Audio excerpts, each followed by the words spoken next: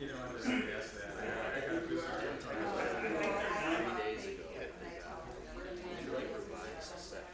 you know, it's robot and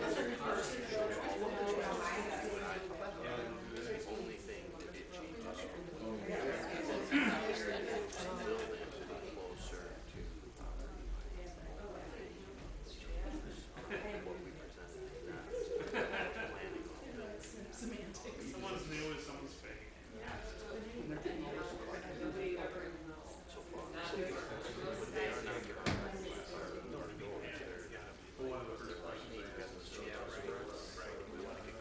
there you go. Go back to the range. Because as long as the range pays up, it's going to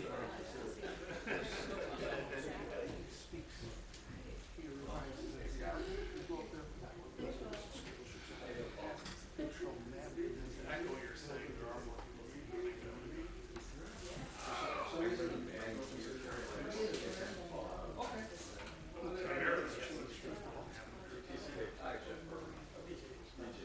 Those people would yes.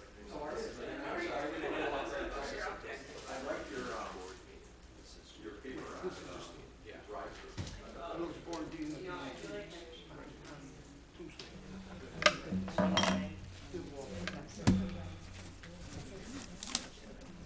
Oh, How are you? well, you missed the big presentation Monday at affordable housing.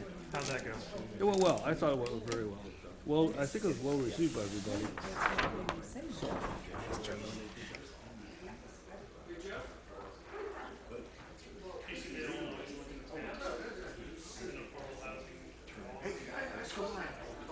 My wife told me to come.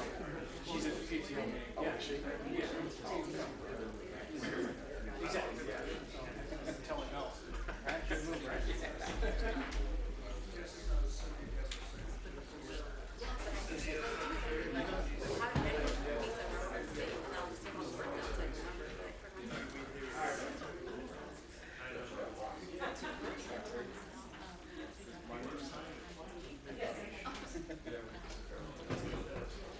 Really, we're making something.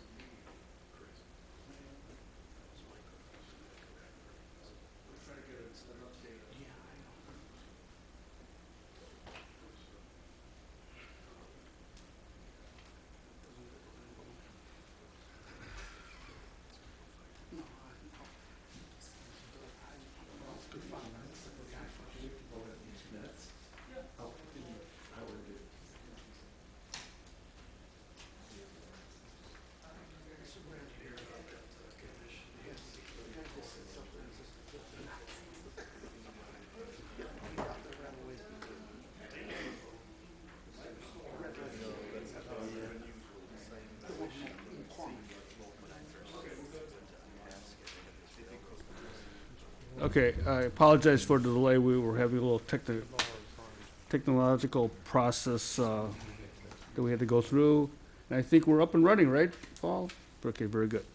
Good evening, and welcome to the Skokie Plan Commission meeting for April 20th. First order of business is a roll call, and let's see if I have my trusty pen. Okay. Commissioner Osley will be absent today. Commissioner Manchella is Present. present, thank you. Commissioner Scott Berman. Present. Commissioner Cindy Franklin. Present. And tonight, we welcome a new member to the Plan Commission, Vijay Gupta. He comes from the zoning, building and zoning, so he's kind of, has a little experience working with zoning and things. Yeah, now he's gonna really have fun. But welcome to the Plan Commission tonight. Thank you. Commissioner Giovannahu is absent. Excuse me. Commissioner Jeff Berman. Here. Commissioner Ross Matei. Here. And I'm here.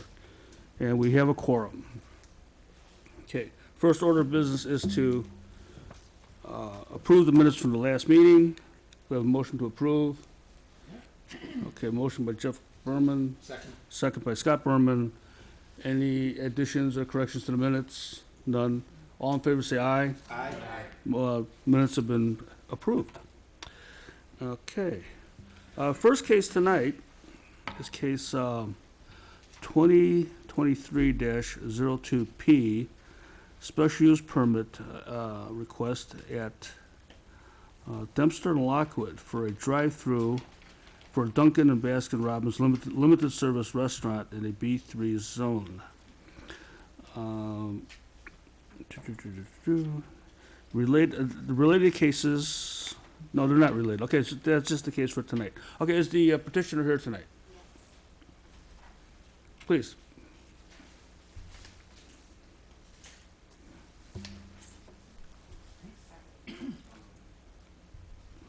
No, we'll have the petitioner present his case first. I know, Paul, you're just anxious to go. He's We just- have 4 things I want to Hi, good evening. Just, first of all, just give us your name and your address, address, Rina Pinjwani Khwaja, and how you're related to Baskin Robbins. part of the Dunkin' Donuts franchise group. Okay, raise your right hand. Are you the only one that'll be giving testimony tonight? My architect is also here?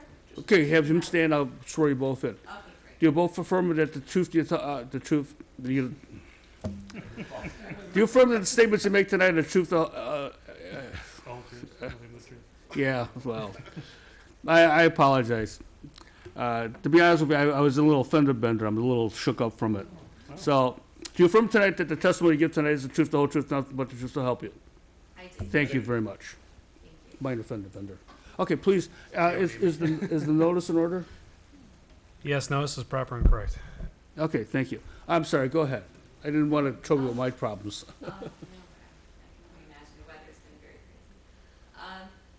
My name again is Rina Pinjwani Khwaja. I'm a franchisee with Dunkin' Donuts, and tonight we're here to talk about a redevelopment of a building at the northeast corner of Dempster and Lockwood.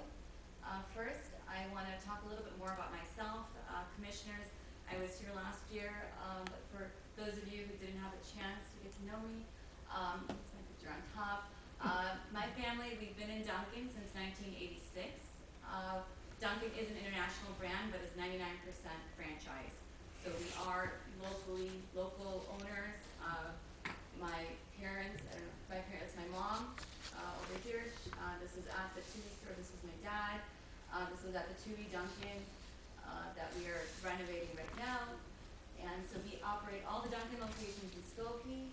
We're actively involved. This is our family at our most recent grand opening. These are staff members and family at the most recent grand opening at the Dunkin' in Niles. Myself, my sister, and my brother are also very much involved in the day-to-day operations. We each have our own responsibilities, but we are very active, involved owners. I did want to, and I'm not sure if everyone is aware, but my father, he passed away last month. And he was with me at the last plan commission last year, and he's always been with me on every step of the way on every project. And if it's okay with the plan commission, he's been a member of the school community since 1991, when he became a franchisee at the Tui store. I would like to take a moment of silence in honor of his memory, just very briefly.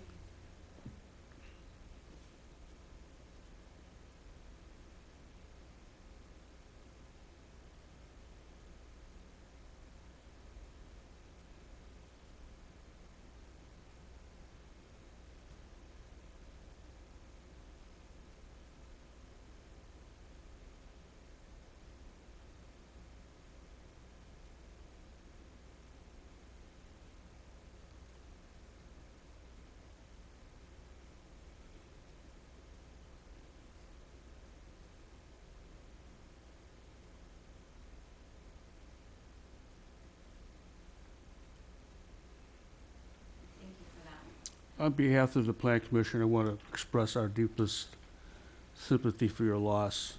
And I met your father years and years ago on a couple of other projects. And he was a very delightful gentleman to work with. So, again, I'm so sorry for your loss. Thank you. He made an impact on anyone he interacted with. I mean, even like dry cleaners have like come up to me and have just told me how much he meant to them. You know, it's just, and the best we can do right now is try to carry on his legacy, to try to carry out his vision. He was a very hard worker, and he made it known, everything that he wanted from us, that he wanted for the future. He made it very clear. He definitely wore it on his sleeve. So, part of what we were working on is this project. This project today, this is Dempster and Lockwood. This is the northeast corner. It used to be a byline bank and an Eden's bank before that. Byline bank has been closed for the last 5 years or so, and then more recently, Premier terminated their lease. So now we've been using it as our office space in the meantime. So that it's basically been vacant, for at least the last, fully vacant for at least the last year, and partially vacant for the last 5 years. This is Dunkin' that we operate down the street. This is the Dunkin' and Dempster and Grosse Pointe. This does not have a drive-through. We had investigated, trying to put a drive-through here, but it's a very challenging site. The way that Chase is right there, the way that it's very close to the end of the property line. So we were not able to figure out how to add a drive-through to the existing location. And this location has suffered quite a bit over the last few years. Actually, even before the pandemic, this one was starting to see sales declines. With the pandemic, we saw much more drastic sales declines.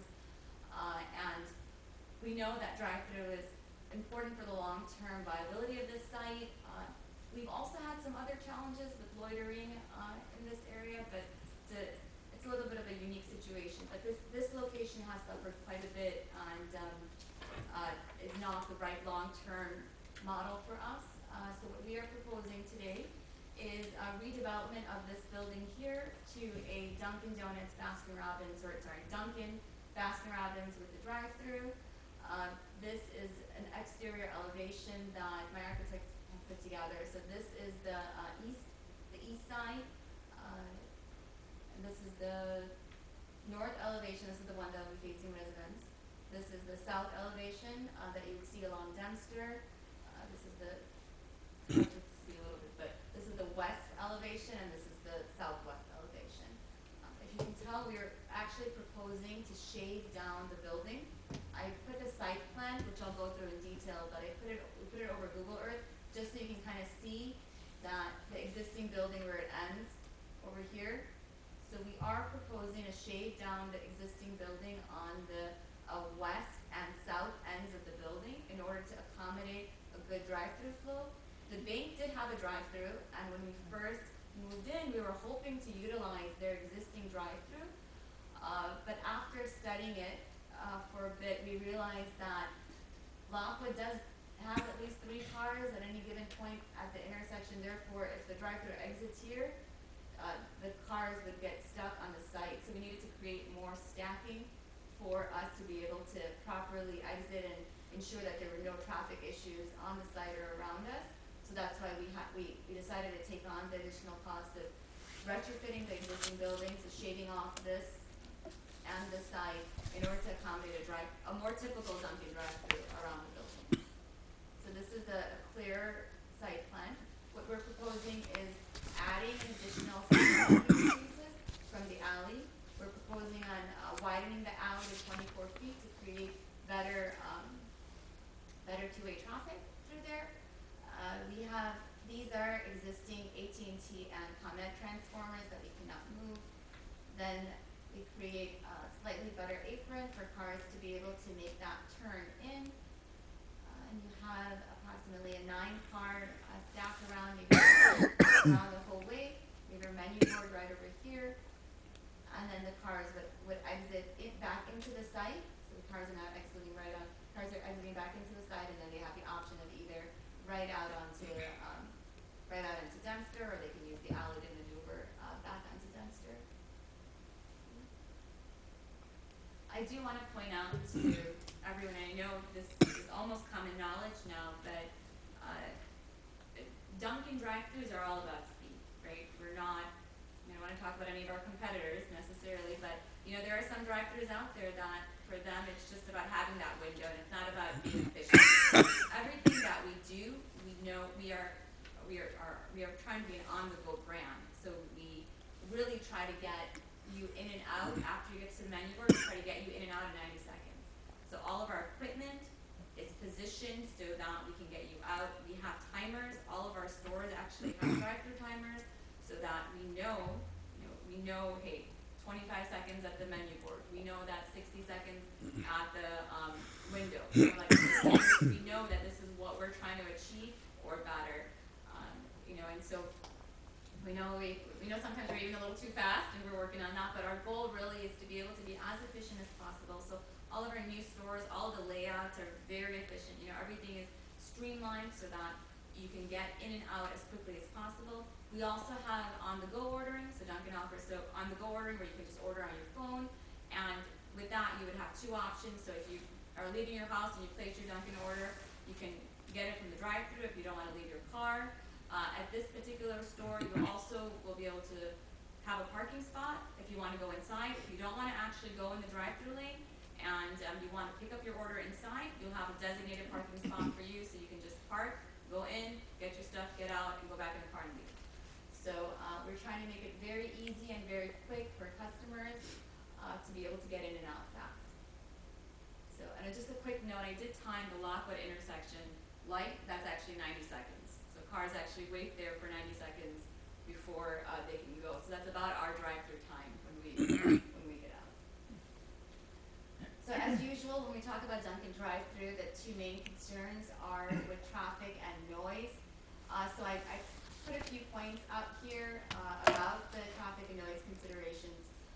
One is that we're already operating a Dunkin', right? And we actually did 30% more business. So our customers are there, right? They have been there. They're just not coming to us. So, sometimes when a new Dunkin' is coming in, you're trying to wonder, hey, where are all the people going to be coming from? But here, we're already here. They were already coming. For Dunkin', our customers are already there. They want a place that's in the way to work, not something that you have to go out of the way for. So we don't expect really bringing a lot of traffic into the general area. We also, we think that this drive-thru is actually better than the Banks drive-thru because you don't have any output into Lockwood. I think Lockwood sometimes cars go. It's a much safer. It's a little bit when the alley is a little bit farther back than the current exit from the bank. So that allows just a little bit of a better traffic flow, and our drive-thru itself exits onto the street, and it gives them a little bit more time to properly get back onto the road. We will not have an outdoor patio. Sometimes that's a challenge with noise. There will be no outdoor patio at this site.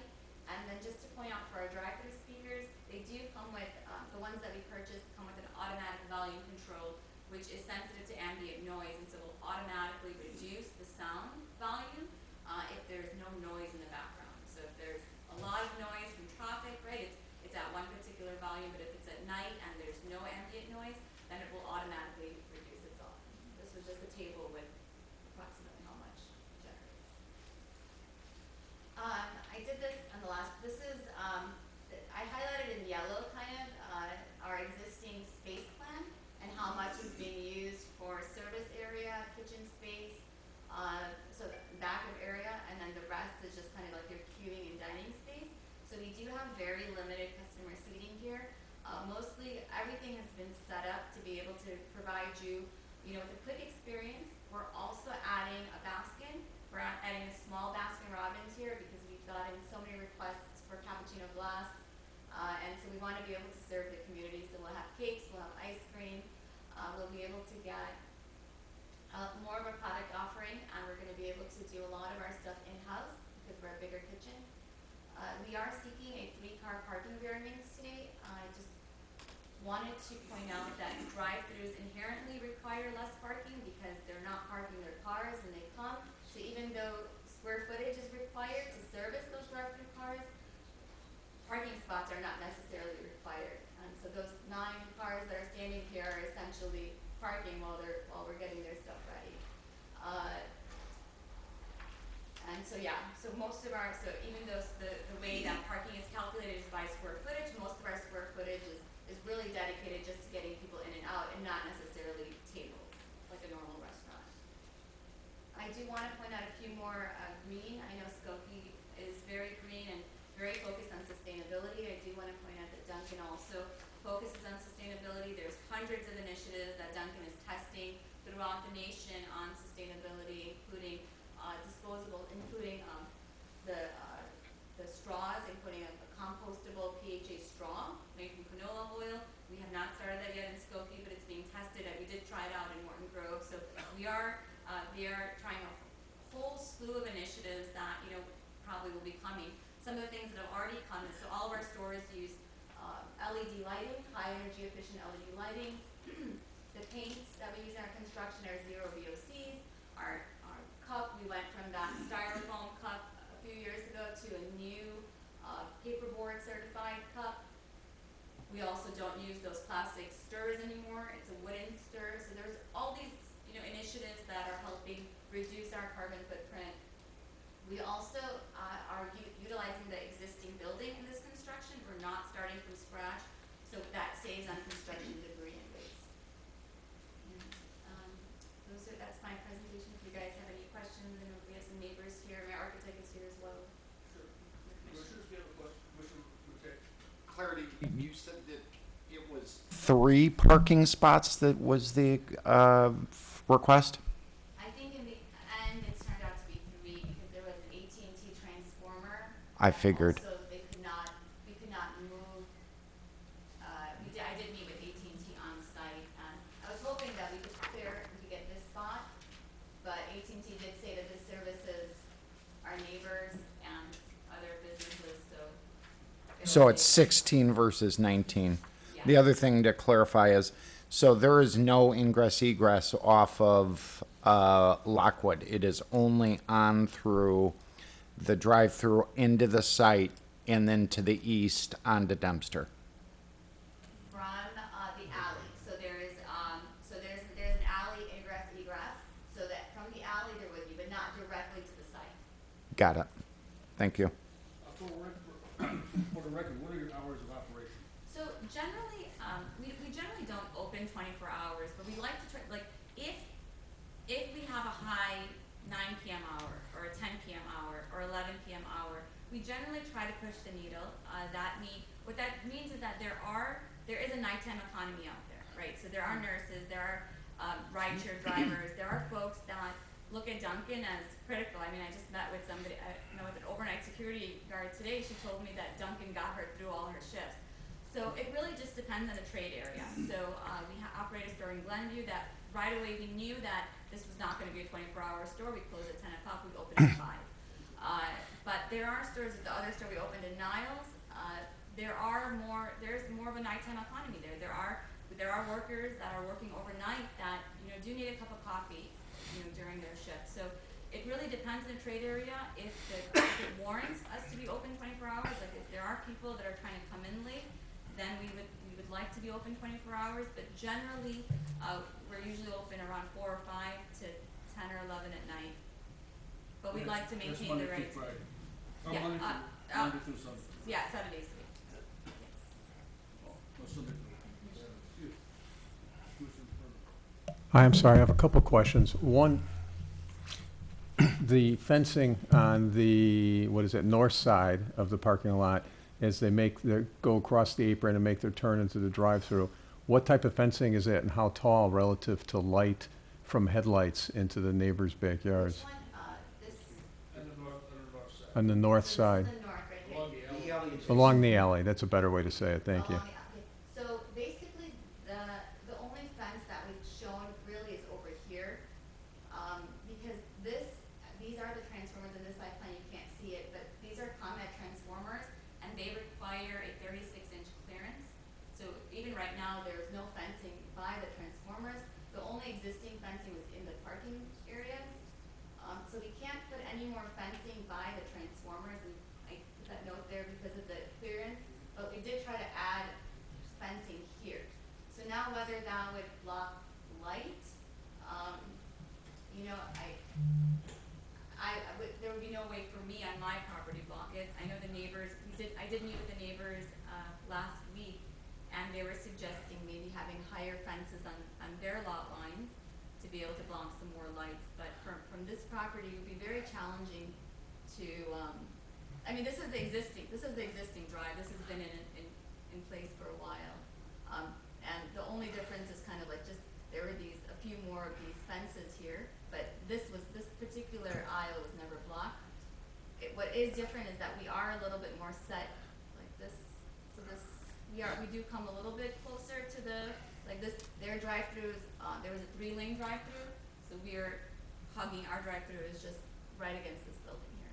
I think the commissioner's question, mine also, no, it's about the 6 spaces that are adjacent to the alley. Well, but, I mean, and the one thing I didn't realize is that the egress onto the alley would prohibit it, but as you go down that apron, the headlights are shining directly north. So, There's two different questions. One is is there a fence? Along the alley line for the 6 spaces adjacent to the alley and adjacent to the transformers. And the second question, which is Jeff answered himself, is there any way to block the headlights as they exit out that alley driveway? Yeah, and you know, again, like, I'm completely willing to help collaborate on solutions, but this is like the existing, so this is an existing with the same thing, this is the exact same drive, basically, just a slightly better apron, that, Byline Bacon Eden is being had. And I haven't been able to figure out where I could put a fence here that would not interfere, with traffic, except for I added this fence here, which I was hoping that would help a little bit. I didn't understand the first, maybe I'm not understanding still. Those 6 spaces, I think, where Well, the no, headlights of the cars pulling in, is there a way to block those headlights from the alley? well, I So think that way they are That not. would help. And the other one, I think, is impossible unless the residents do it themselves. Those 6 spaces. Yeah. Just to be clear, those 6 spaces are entered from the alley. So they're not coming through the drive-through and pulling up. Those are entered from the alley. So headlights aren't going towards the alley. Oh, Okay. yeah. Thank you for clarifying, that's what I was having trouble understanding. Yeah, Okay. thank you, Steve. She does a great presentation. I rarely ever talk. Oh, No, that's why I couldn't understand the question, because I didn't explain the site plan well enough. So this is so Lockwood, so I mentioned, so when we talked about where we were blocked, so the exit is blocked from Lockwood. However, you can get to the site through the alley, just as you can today.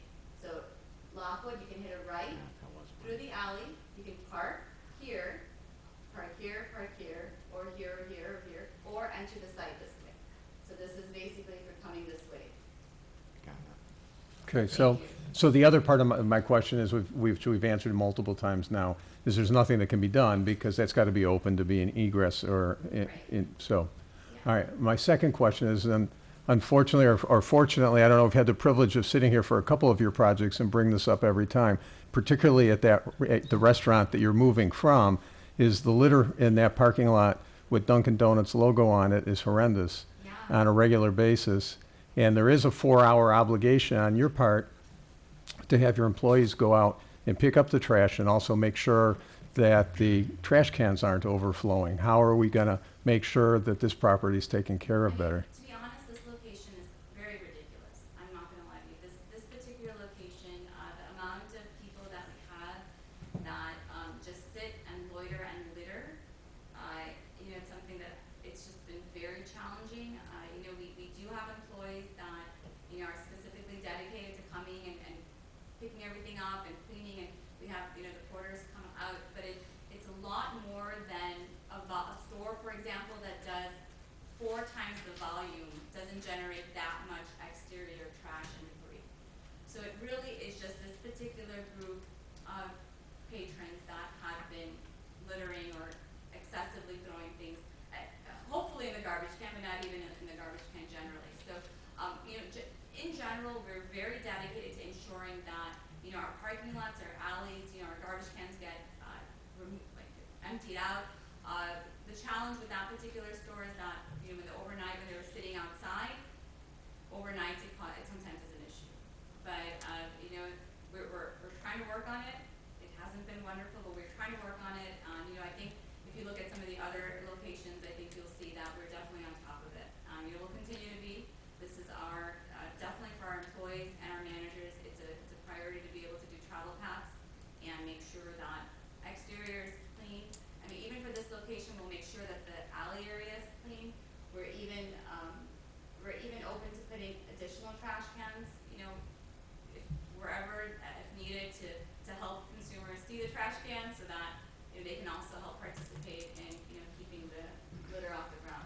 Well, and that was going to be one of my requests for staff is that, although we leave it up to the health department, I'd like to have it inserted that that there be at the entrance and also at the exit of the drive-through, that there be trash receptacles that are checked every 4 hours. I think at the beginning it's good because we do have people with their home trash or other trash that they do put in. So we are absolutely comfortable putting a trash can at the beginning and at the end. Okay. I'm also willing to put one near the alley. We just have to find the right location, so that it doesn't interfere with traffic. Okay. All right, thank you. Could you please explain that traffic?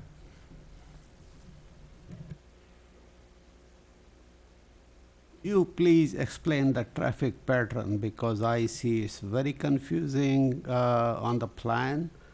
Because you are using the same lane for entrance and exit and the same lanes for for the drive-through and for the people who is going to park, customers who is going to park, they are using the same pattern. So if you could please explain me, because it's not very clear from the plan, and I would like to see could you identify where the handicap parking is? Yeah, right here. One or two? There's one handicap spot right here. This Okay. is the loading area. Okay, all right, And then this is the reserved spot for mobile order pickup. okay. And then keep in mind, we've shown all these cars here. This is not typically what you're gonna see every day. The reason we've shown the cars is that at absolute, maybe 7:30 a.m. is the only time where we would expect there to be, if ever, this many cars in a drive-through. We'd be very lucky if we have this many cars in the drive-through at one time. Typically, there's much fewer cars. So the traffic pattern, if a car was coming from Dempster, if they were traveling westbound on Dempster, there's a block here, so if they were traveling eastbound, they couldn't enter from here. But if they were traveling westbound on Dempster, they could enter from here, they could either park, or they could go to the drive-through from here, and then exit this way, and then back out this way, and return westbound. So westbound, Dempster Street car, easily here, around, and out. If there are cars coming from a different direction, so whether north, south, or west, they probably would be entering from Lockwood, and then utilizing the alley to come in, and then coming from the drive-through here. Or coming in, parking here in one of these 6 spots, coming in and parking in one of these spots, entering either for a longer order, if they have a mobile order pickup, they would park right here. Does that make any clear? Yes. Thank you. Commissioner Berman? First, I knew your father for many years as a fellow restaurant owner, and I offer my sympathies. He was a very nice man. Couple of questions, and some of this is going to be for our staff. When McDonald's had a joint merging drive-through issue at Niles Center Road, we caused them to change their drive-through pattern because we saw the cars not exactly hitting each other, but having a tension point when the entering cars from both the alley in this case and Dempster would meet at the junction and not be able to merge. Don't know what that merge will look like. That's something for you and the staff, I think, to work out, but I don't think we can all leave it in this sort of messy way as the other commissioner mentioned. Yeah, I mean, so again, like, if in that event where you have that much, I mean, it's again, like, you're talking about, like, McDonald's is also a little bit different, right? They have a lot more cars that go through, and they also have a much more complicated menu, right? Like, our menu is fairly straightforward, our drive-through time's, again, like 90 seconds, so we really don't expect it to outflow that much, like you're suggesting here. Like, if we were to be even 30 or 40% more volume than we do currently, we'd still only probably be 5 to 7 cars in the drive-through. It wasn't so much the stack, it was the merge. Oh, right here, right? That's right, that where the two different ways are entering Yeah, that. But we'll talk more about that. Another thing that I wanted to mention is, I don't know that there are other businesses that we've allowed, so when you're asking for a variance, to park off of our public ways, be they alleys or streets. Not that it's necessarily a bad idea, but it's, I think, an unusual idea. Usually we ask the cars to pull into our lots and then to face a fence, in this case, along the alley line. I see that that would upset the drive-through pattern tremendously, so I think we're looking for some exception here, because I don't know any other businesses in the village where we allow the alley to be used as the pull-in backup space. That's number 2. And number 3, we always had a requirement that lots that adjoined would interface, so that way we would reduce the amount of traffic on streets. So I believe that there is an interface between the bank lot and the lot adjacent where the Dunkin' was, where Chase was, so cars could pull through. As we close that off for parking, which, It's not connected. it's only the alley that connects? This is the only way Okay, there. Yeah. that's fine. Yeah. That's fine. That was probably something that we allowed a long time ago, because we wanted that interface. We didn't want people to be forced then to seek another entry into the Chase lot, but if we allowed it through the alley, that's fine. I think it depends on the lots, but I've seen it done very differently between commercial lots across the city. And this is actually something that the original staff had recommended. I know they're no longer here, but to Steve Marciani, and Matt Brenmeyer, when we were originally looking at this plan, they had recommended adding these spots here because it's kind of the same way that a garage uses the alley for coming in and out. It would be the same way, because this parking would be in the property, and we'd be adding an additional 4 feet to the alley to widen it and to make it easier for both the neighbors and the businesses and residents to be able to use it. Okay.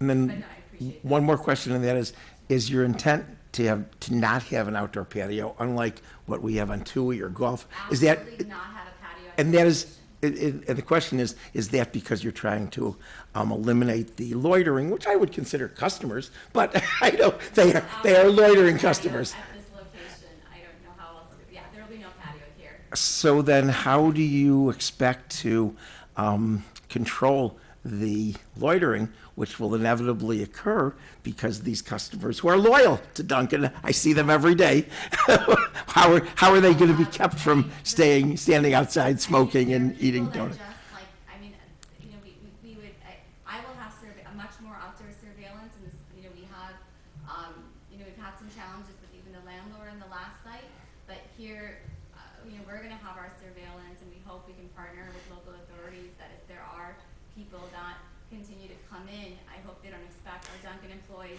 to police them off the site if they're just there for no reason. But if there are gangs of people that just sit there and smoke and gamble, we hope there's some community support to get them off the site if they're there for absolutely no reason. Okay, thanks. Let me ask you about your truck deliveries. You'd like to be able to get a semi in there. Is that correct? You know, I have to, do you remember the turning radius? I don't recall I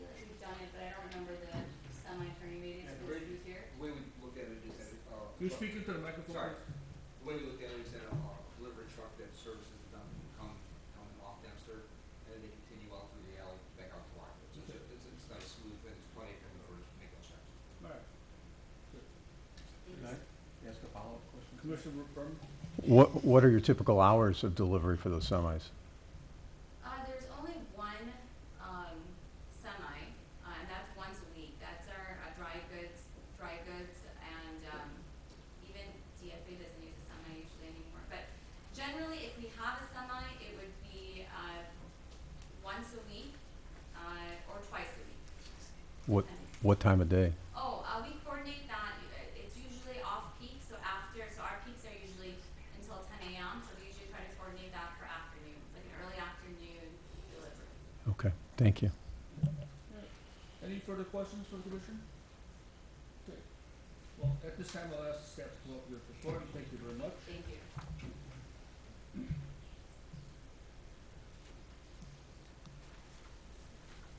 Paul, you're up. Thanks. Chairman Luke, Commissioners, Paul Reese, Planning Manager. Today, we use case 2023-02P special use permit request for a drive-through of Dunkin' Baskin Robbins Limited Service Restaurant in the B3 Business Zoning District. And relief from section 118-218 to provide 16 parking spaces rather than the required 19 parking spaces. Also relief from section 118-212 to allow continuous curbing less than 6 feet from the and parallel to any property line adjacent to the street frontage.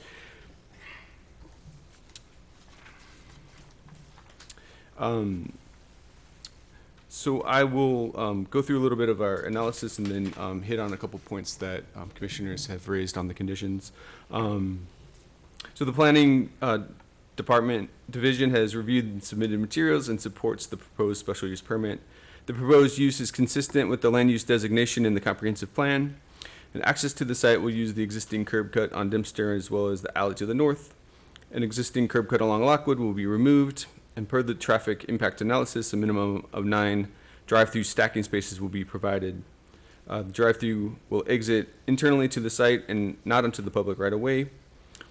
In order to limit the queuing times, the business model highlights ordering ahead and mobile order pickup. In this case, specific parking will be signed as reserved for mobile order pickup.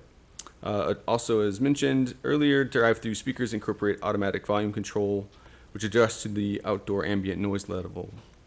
The surrounding uses include detached residences to the north and to the west, Lockwood Park across the street to the south, and other commercial uses along Dempster.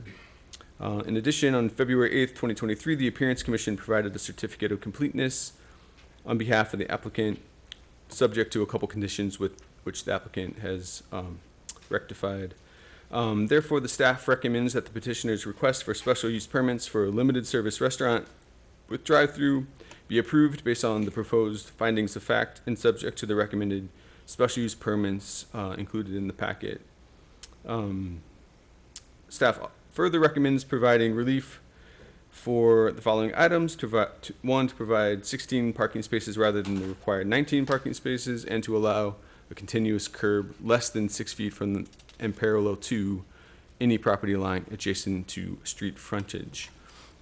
I would also like to note that later on our agenda, we'll be talking about drive-throughs kind of in a more holistic, comprehensive kind of way.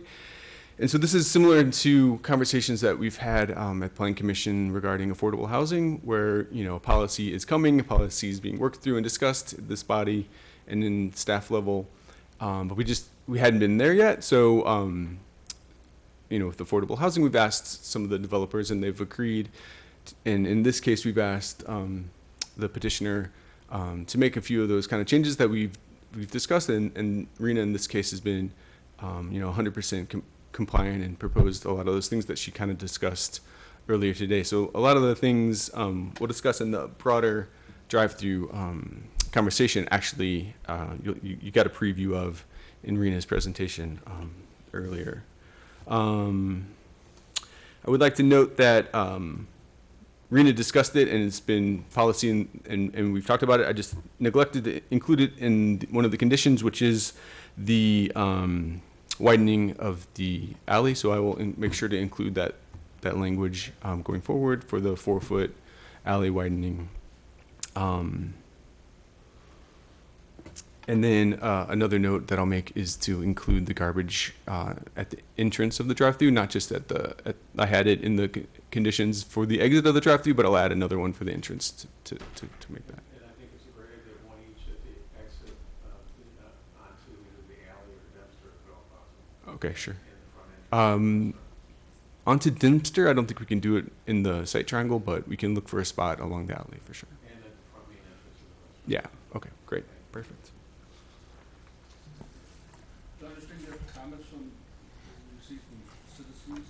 I do have one comment. I noticed that there are some citizens here in the audience, and is Comments, but do you have any? Mr. Clark, are you going to present, speak as well? So I can do. I wasn't prepared to, but I can. if you'd like, I can just read it, your email, or what's the protocol, I guess. I can come up and do it. Okay, sure. Question. Can I ask a question first? You know, before your comments. Sorry. Let us finish with the staff report. We're not finished with the staff report. Okay. Sorry. We're open for questioning of the staff. Well, the issue is about neighbors, and it has to do with the alley.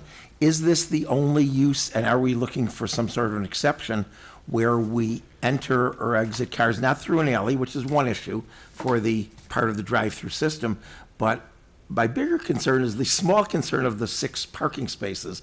Even with the widened alley, they will be entering and exiting those spaces against the back fences of the neighbors. Right. Is this the only place in the village where we have allowed this, and does this work? And how wide will the alley be? And just making sure that there's no public expense in the widening of the alley. I assume that's private property that the petitioner is taking Yes, that of is themselves. correct. So assuming that, then the question is there any other place in the village where The only we've place allowed that I this? can think of is 4400 Oakton, a bank.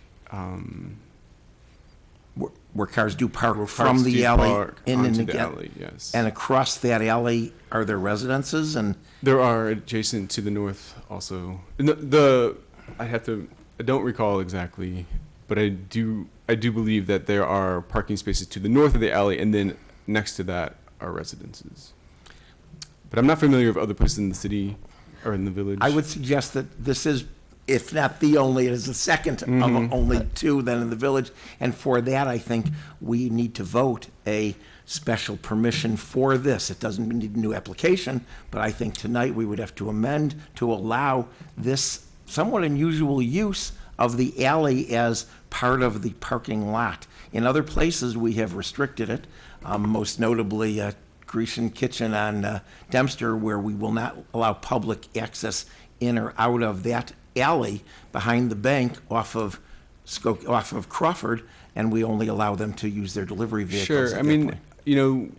I think looking at it case by case is the way that we kind of handle it when these developments kind of come in. And as Rena kind of mentioned, that specific kind of conversation was handled with previous staff, and so we Commissioner took those Berman, into what we can do context is, with the we engineers. would include that as a condition of the special use. So if this body would like to recommend that condition is only for this specific use, I think that would be within the scope of the purview of this body to do that. I think that makes sense. And then the other thing I would highlight is when you have older commercial areas, much of the way the back of those businesses was kind of that pull-in space. If you drive up and down the back of Main Street between Crawford and Skokie Boulevard, that's a lot of the way the parking is oriented. So if you imagined if the building was fronting Dempster on the corner of Lockwood, that would be exactly how this would have been. This older building might have been parked. You just pull in and then you pull out. So this is probably relatively consistent with how a building would have been here at one point. And in our conversations with Rena, I think this is probably where employees will likely park and less likely for customers to park, since we know customers like to be as close to the front door as possible. There are Okay. properties on Oakton that have the same arrangement, by the way. Okay. Just a question, if we're worried about the fencing behind it, does it make sense to put some type of rail or balance or something behind those against the residential fences so that if they overshot it, they would back into that and damage the car without the fence? I don't think so. That would be a hazard in the alley. What if it was flat against the fence? It wouldn't- I don't know.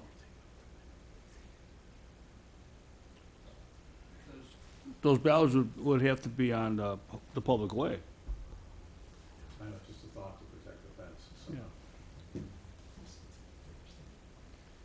Any other questions? If you wanted to put in, I'm sure Rena, I don't want to speak for you, I'm agreeing to things, but if this became a problem, I'm sure she would want to redress it and make sure that this was a problem. But it's also, at the end of the day, these are the drivers who are pulling out of a proper parking space improperly, and she's afforded an additional 4 feet of space here. So hopefully that mitigates, and the engineers have determined there's enough turning space to get out of the parking space.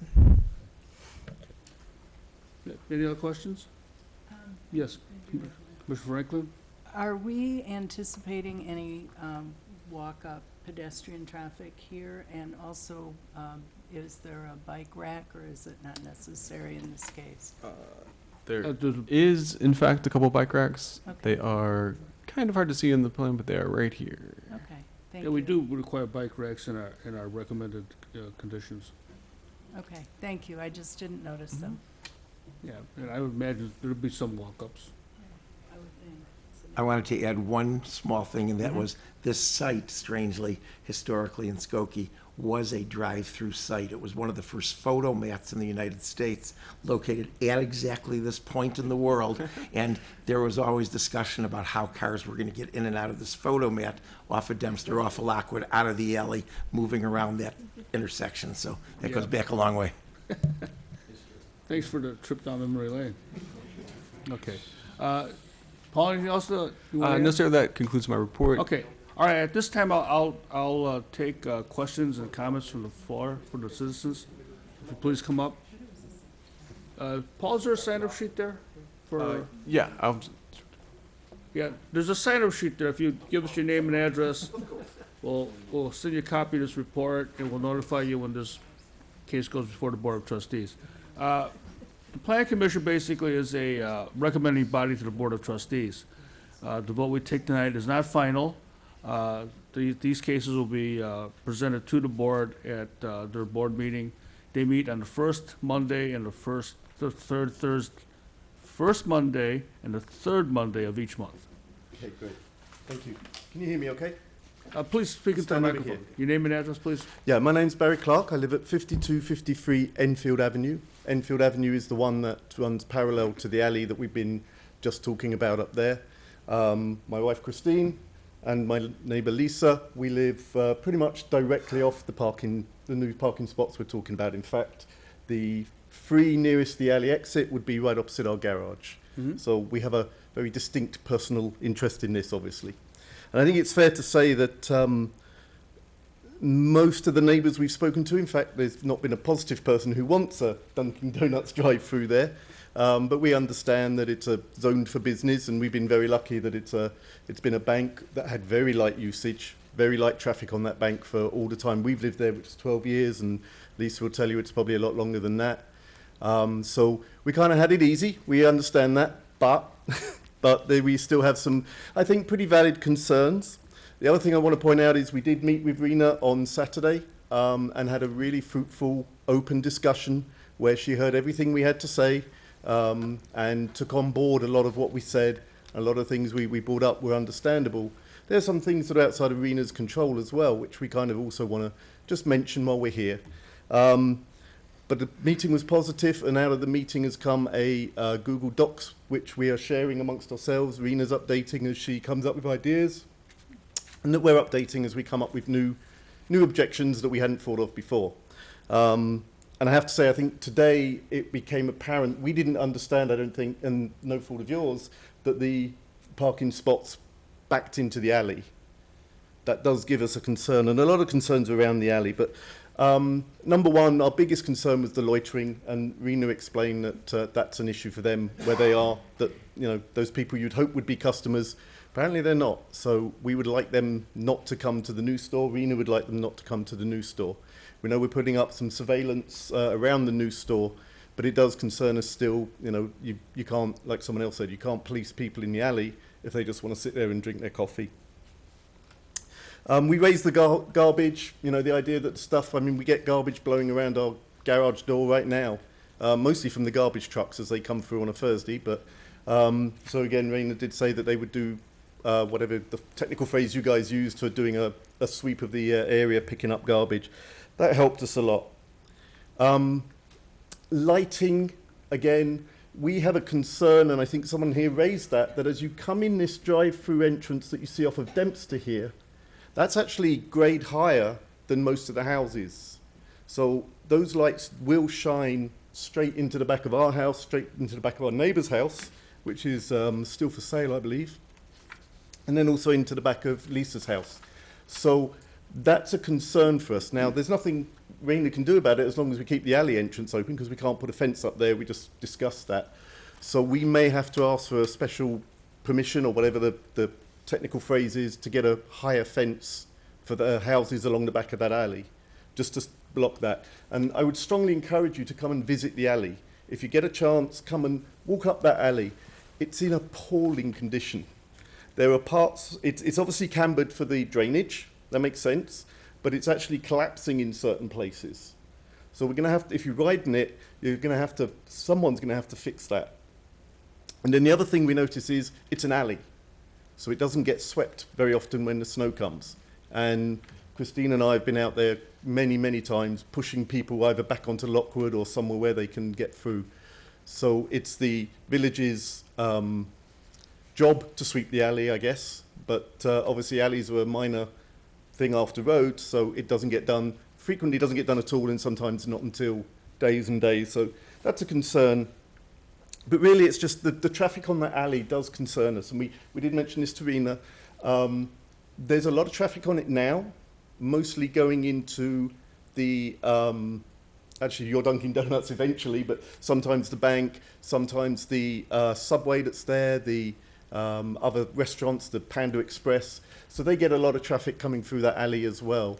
I am concerned about the thought of a semi coming out of there into the alley, even if it's widened, but you'll have to explain how it's not going to hit our garage. So those are main concerns there. We are very concerned about that. And then obviously, if cars are backing out where we're trying to get out of our garage, or if our neighbours are coming through the alley, that's, even with the widened alley, I think that's going to be a bit tricky. Unless they park in backwards, in which case you're going to get the headlights like we said at night. So that's our concern with those. That's all. And I apologise, we didn't understand that when we met you, otherwise we would have mentioned that, obviously. The other thing, it's just really the alley and then the noise. There's nothing we can do, but anyone who's been around Dempster on a summer's night will have heard those cars with the modified exhausts roaring up and down the street. We spoke to our beat officer who said he can't even catch them, let alone do anything about it. And then loud stereos as they pull in, you know, I guess we don't call them stereos anymore, but, you know, loud music devices in the car as they pull in to do the drive-through. Our bedroom's not that far from there. Again, Rena said she'll put up a sign, but there's nothing she can do, you know, other than say we don't serve people with loud stereos, and that's not a great business idea. So that's our noise concerns, just the loud cars. Pollution, we'll have to see how that goes. I mean, there's going to be cars sitting around. I think we're probably going to be far enough away, but it is something to keep in mind. If we can get them through in 90 seconds, it'll be good for you and good for us. So that's really where most of that was. It was the loitering, the littering, and the noise, and then just a little bit of concern around the alley. I do, like I say, encourage you to come to the alley. Maybe a couple of you come a different time of day, just see that it's not quite the deserted runway that you might think it is. Remember, we're widening it by 4 feet. That will help with the noise, but it's going to be open space, so not by much. And again, having a taller fence would help. Ladies, did I miss anything? My fence was broken already. Yes, that's true. So Lisa's fence has already been, Lisa's fence backs one place over, and she has had it knocked down twice. No, it's not Duncan's fault. Not Duncan's fault, not Duncan's fault, not Duncan's fault, but Okay. it does happen on that Okay. alley, All so, yes. And Good. one car has to pull over. Right, yeah. You can't get 2 cars through at the same time. Okay. You know, if ladies, if you want to speak, please come up. Yeah, really. Now you've started. Yeah, I know. We're gonna add to There you go. Here, if you sign in while, I just asked, if you just give us your name. Lisa Edelson?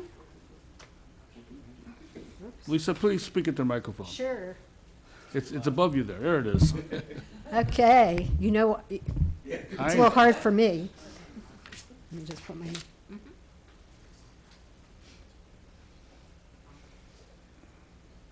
and I'll put my email afterwards. Hello, I know a lot of you know who I am, and I've lived in Skokie at the same spot at 5239 Enfield since 1989. Yeah, 1989.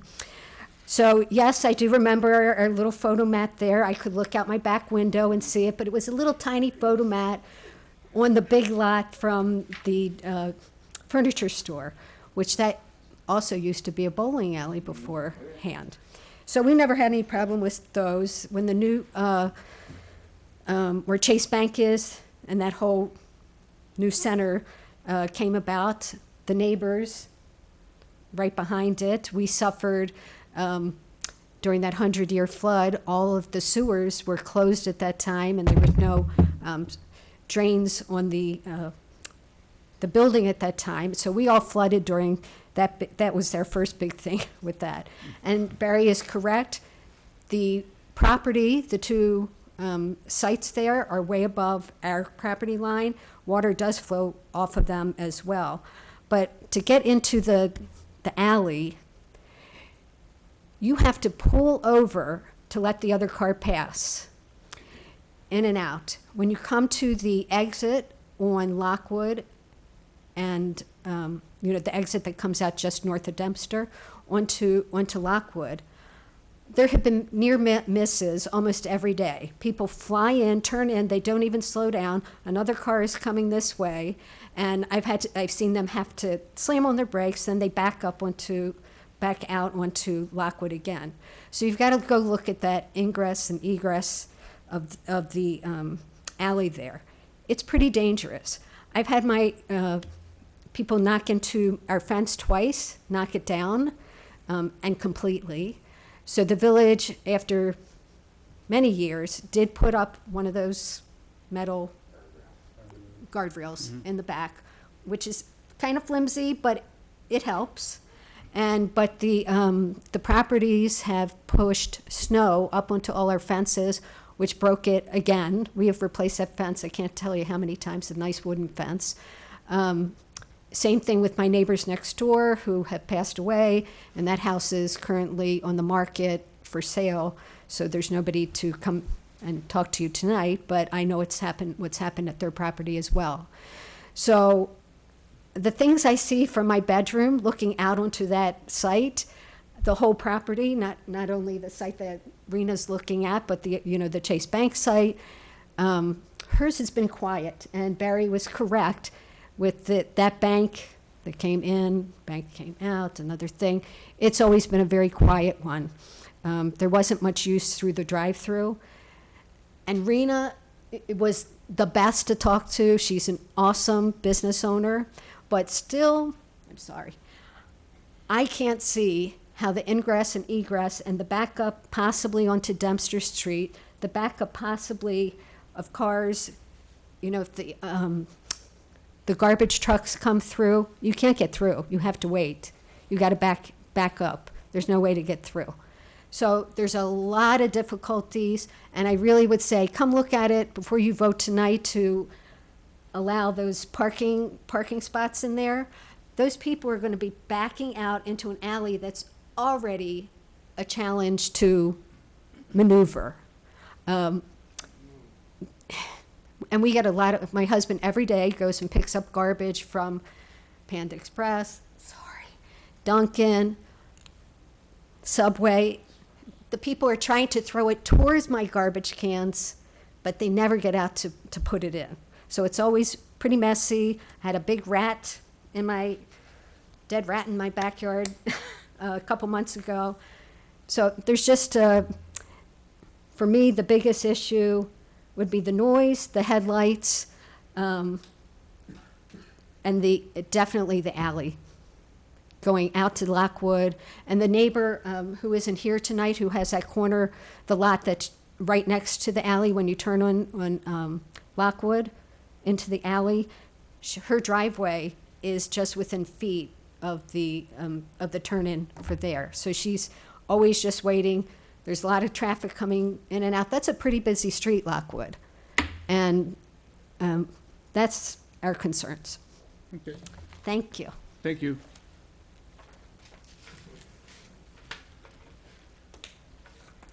Good evening. My name is Christine Clark. I am the wife of Barry Clark, and I forced him to come up here before.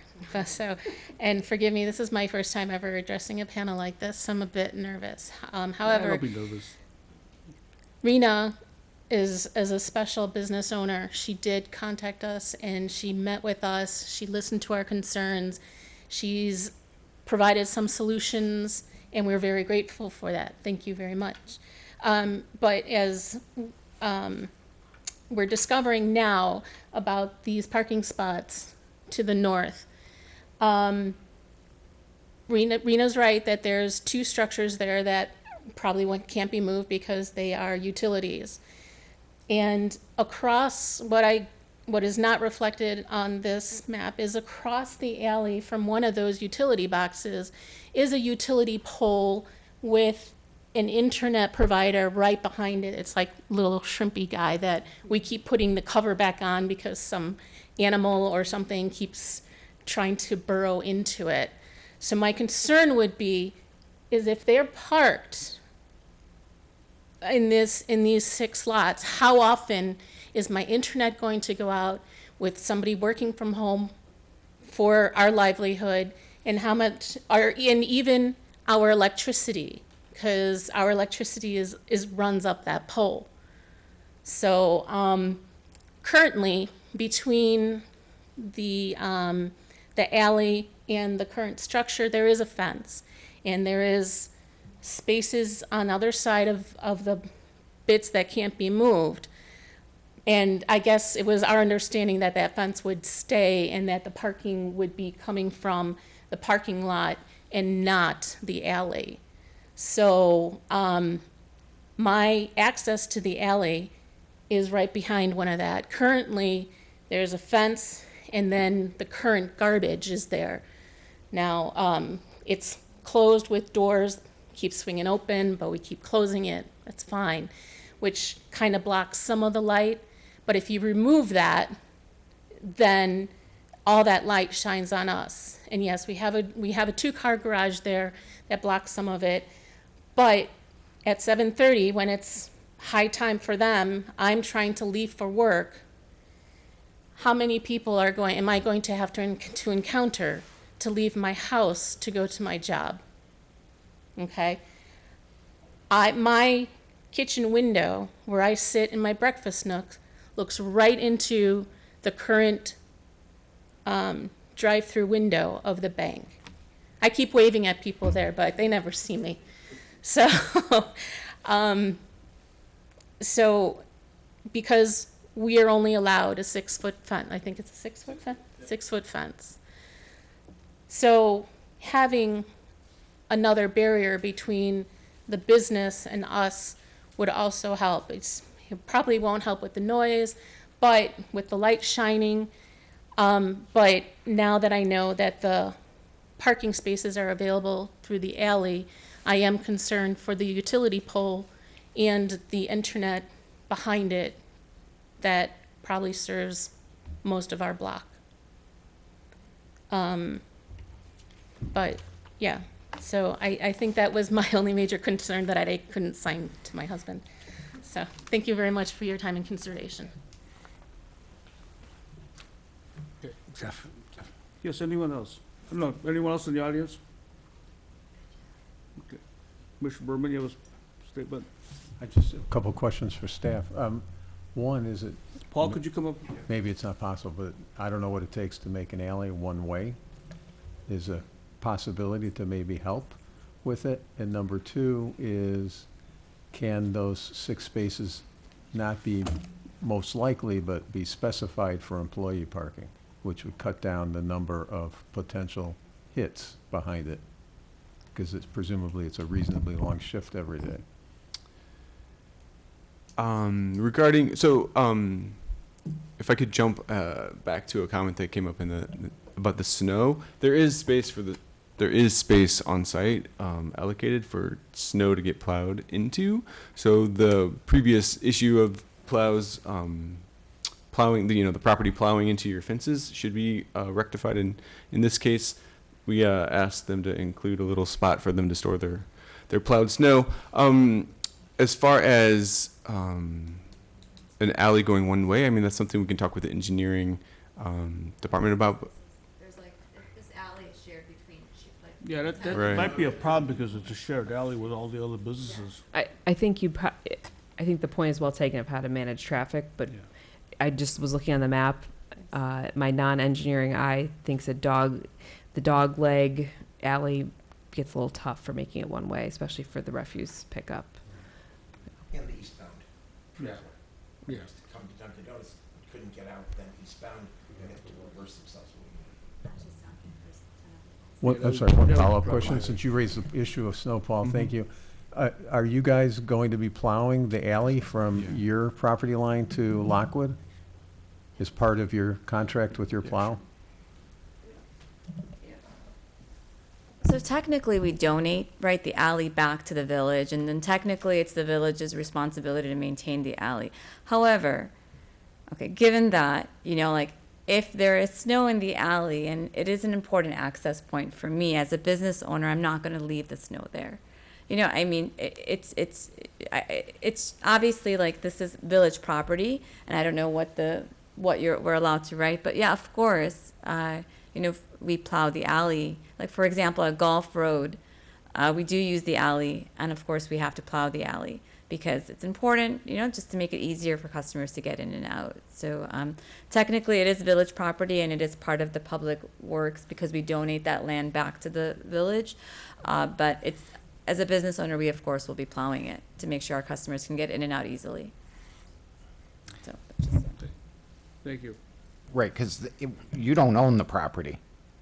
the alley, of course, Right. not. The public, the village of Skokie owns the property, and Correct. they'll own. Want to be clear on that. It's intrinsic in their business model in terms of traffic flow. Well, they need the alley. Right. Right. The point with snow is in the village, we do 6 inches or more for alley service. So 4-inch snow can still be problematic depending on how the apron gets done. And what happens is the aprons get filled with snow because of the street cleaning off of Lockwood. So I think that solution that you're offering to help mitigate that snow there from your property line to the west to Lockwood would be great. Yeah, we generally go after 2 inches. Great. If I might add, my experience owning a restaurant that's been there for 75 years, the alley came to us after it was created. We then made conditions with the neighbors. This is in Chicago, a much larger city, and we made conditions for our use of the property. Number one, that we installed bollards and rails against the adjacent properties on the other side of the alley, which I would suggest here. Number two, we accept all of the snow on our lot and we plow it a 1/2 inch, so we plow all the time. But we also, we paved originally, and now we plow that alley stub from ourselves to the street. The concession the city made was we don't have to accept the alley snow on our property. So while we store lots of snow of our own on the property, we're able to push the alley snow of the stub, which is similar to yours, out to the street for the city to plow. So those conditions I would make.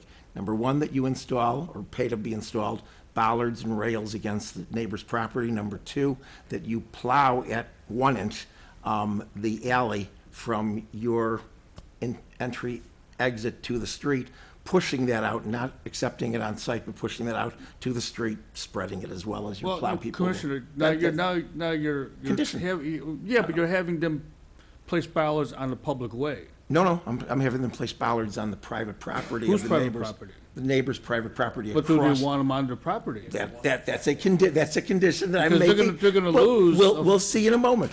I will make my conditions knowledgeable, and then everybody can discuss whether it's a good idea or not. So bollards and rails, bollards and/or rails. 2 is plowing the stub of the alley from the entry exit to the street, not accepting that snow on the property. Those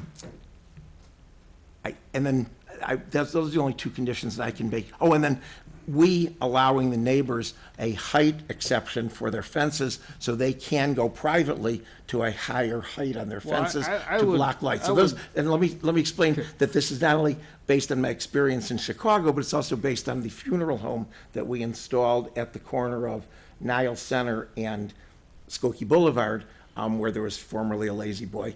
And the neighbors complained a lot about the lights surrounding their property. And what we fashioned was a different direction of the lighting poles and better fencing on the property. We can't put that fencing on this property because the spaces have to be accessed by the alley, somewhat unusually. But so since we can't do that, we have to give an exception to the neighbors, which is what the neighbors next to the funeral home wanted, but we didn't have to give them that exception because we were able to accept the light onto the funeral home property. So those are my 3 conditions. Plowing the alley, that's my 3 right now. So if the petitioner says, yeah, that sounds great, then we're all in agreement. Well, the only problem I have with the ballards, I would make it a condition, I would make a suggestion, and I'm okay with the extra height and the fencing and the plowing, but it's the ballards on the private way and on their personal property that bothers me. Excuse me? Yes. Traffic guardrails, you can put the. Sorry, you can put the traffic guardrail along the. There's rear guardrail front there now. property.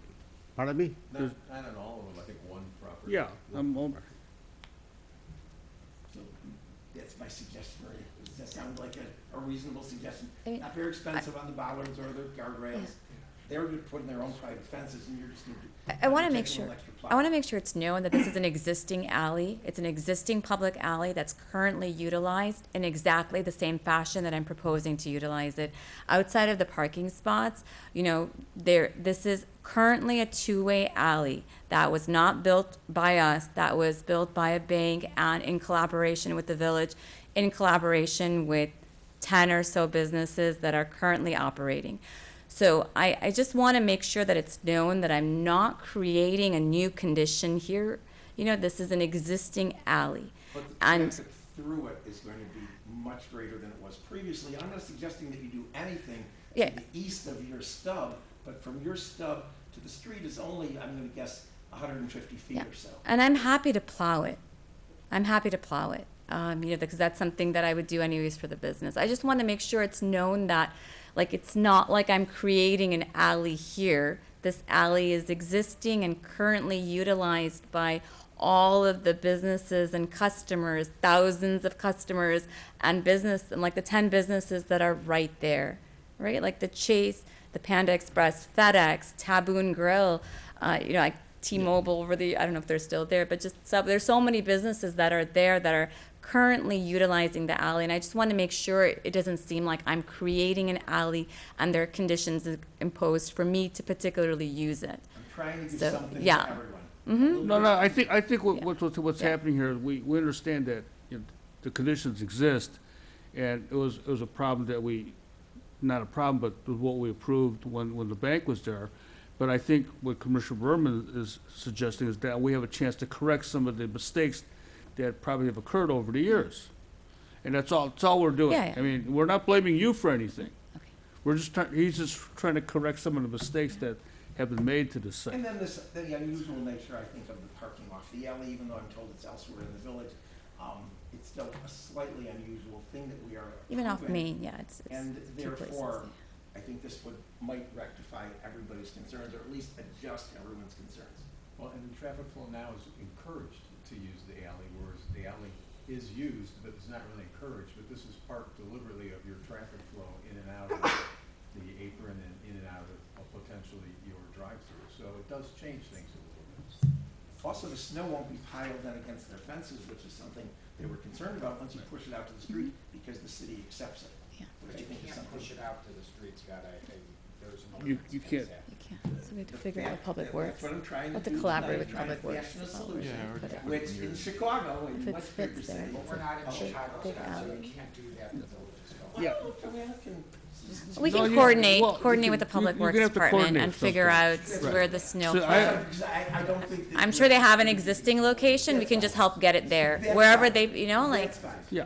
yeah, I- I'm sure so they I- figured I it out wouldn't- already. I wouldn't make that a hard condition, I would make that a suggestion, and, yeah. Well, the plowing is something that they've agreed to, so. Well, even the plowing, but, Suggestion of where to put the snow is something. We'll coordinate with Public I Works, got it. I'm sure they have their spot already, right? We're just gonna get it there Okay, quicker. So, Yeah. everybody, okay. calm down. I think Everybody some calm of down. us may have driven a plow, may have not. I have never driven a plow, but I know who to call to talk about that. And I think it would probably make sense to, this is one of those, we have to, if this moves forward, we have to figure out how to, there's things that come up once things are built, and we have to figure that out. We may have sort of forgotten what it feels like when it snows a lot, because we got real lucky this winter. And so we're bracing ourselves for that next winter. But I think one thing I know is that Public Works probably will not be comfortable with getting a pile of snow in the middle of Lockwood, and it's hard to tell a contractor to do exactly what Public Works might want, depending on the particular snow, the event, how much plow capacity we have in that particular instance. So I think you have a business already on Golf that utilizes the alley for relief, right? The Dunkin' on Golf. We have a business on Golf that utilizes the alley, Right. yes. Do you plow the alley there? We do, but it's not a condition, but Right. we do just because it's our business. Right. So I think we'll figure out how to work through, and then if we have to, this is a special use, so if there needs to be conditions revisited in the future, then we can certainly do that. That's a right of the village to do. But I think the point is certainly well taken, and it will be reflected in the minutes. So if this comes up in the future, we'll have this as a record to reflect the deep concern here. I would say, just, let's wait and see how things develop. Okay? All right. Except that we are agreeing that. Yeah, we're all in When they're agreement, plowing right. the alley. Well, we'll make it a condition. We did actually, when we approved Golf, I remember Peter was very, because of the neighbor immediately adjacent on the side street. We house. agreed to pave it all the way down. I That's know. what we agreed to. So at that time, we only had agreed to pave it up to the property line, but you had suggested at that point to pave all the way up to the neighbor's property as well, and we paved it, yeah. I know. That's wonderful. 2015, That's why I'm saying yeah. We do lots of things here. Yeah. At the Plan Commission, in agreement with cooperating businesses, as Duncan is, very much so. I think we should require the plowing of the snow in the alley to be worked out where to store the snow, but that gets it away from the issue of, because now we're gonna put additional snow in the alley, taking out of these 6 spaces, which are now gonna face the alley that didn't previously. So we're gonna be pushing more snow. The neighbors complained about snow against their fences that knocked fences over. So I'm trying to get snow away from the neighbors and make it the responsibility of the business who we are giving these exceptions to. One exception is they can park cars off the alley, but as they pull that snow out of those spaces, they're gonna have to push it somewhere, whether it's accepted on their site or pushed out, I'm not sure. So all I want is an agreement to plow the alleys, to put up bollards and railings. If necessary, we are accommodatable on the private property. And third, to allow the neighbors, not on Duncan's behalf, but the neighbors to heighten their fences to block light. Those are the 3 conditions I'm suggesting. I just don't think you can require private property owners to install bollards without their consent. They might not want bollards. I wouldn't put, I wouldn't put that in, I think the council's right. I don't think we can do that. And I wouldn't put that as a condition, Scott. What did we require back on Golf to the neighbor who was complaining adjacent to, there was all that conversation about whether you would buy out the neighbor or not buy out the neighbor. Weren't there requirements of what you would do? No, we actually did end up putting like parking blocks, but no, there was no requirement for the adjacent. Parking blocks, so that, parking stops, yeah. Okay. Look, I know you're very accommodating. I'm not trying to make trouble. I'm trying to make a better agreement even than the neighbors. and No, neighbors. I'll agree to the plowing to some point and to the height of the fence, but All right, okay? I'll take it. Okay. Plowing the alley stub and figuring out where to put the snow is another thing, and the other is to The allow the fencing. neighbors to raise their fences, and then they'll continue to talk about some barrier to protect their fences. Okay. Anyone else? Lisa? Sure, come on up, hurry, please.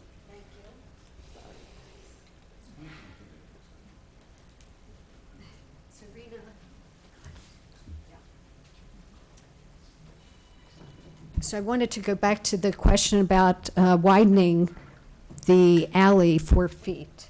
Is that doable? Do we Yeah, know? it's doable, we're doing it. So, yeah, I didn't hear whether or not that was, No, yeah, it's in the okay. plans. Because that's going to make a big It will big make a big difference. difference. But do check it out. The turn in, the turn out of Lockwood is concerning. And then, Well, I think you'll have a better sight picture here. Plus with the widening, it may prevent a lot of those mishaps. yeah, and that's what he hopes so. Also, the alley currently, is very, if you've been out there, it goes like this and that, and it's also broken right now. The alley has broken up. Well, when they widen it, I'm sure they'll fix some of that. And so will they still take into consideration keeping the water that flows off of the commercial yeah, properties yeah. to keep, because we do, Well, all the it's- years, we it's in never the- had any water in our backyards or in our, Yeah, it's a required conditions that they keep their water on their property or somehow retain it, so. yeah, so, because there was an issue of the flow was incorrect from Dempster Street onto, it was flowing down Okay. the alley originally, and it took them Yeah, about a we'll- year to Yeah, figure we'll- out, but, We'll have a little look at that then. okay, thank you, Paul. Okay. So, any other further comments? Okay, at this time, I think I'd be ready for a motion. Commissioner Jeff Berman.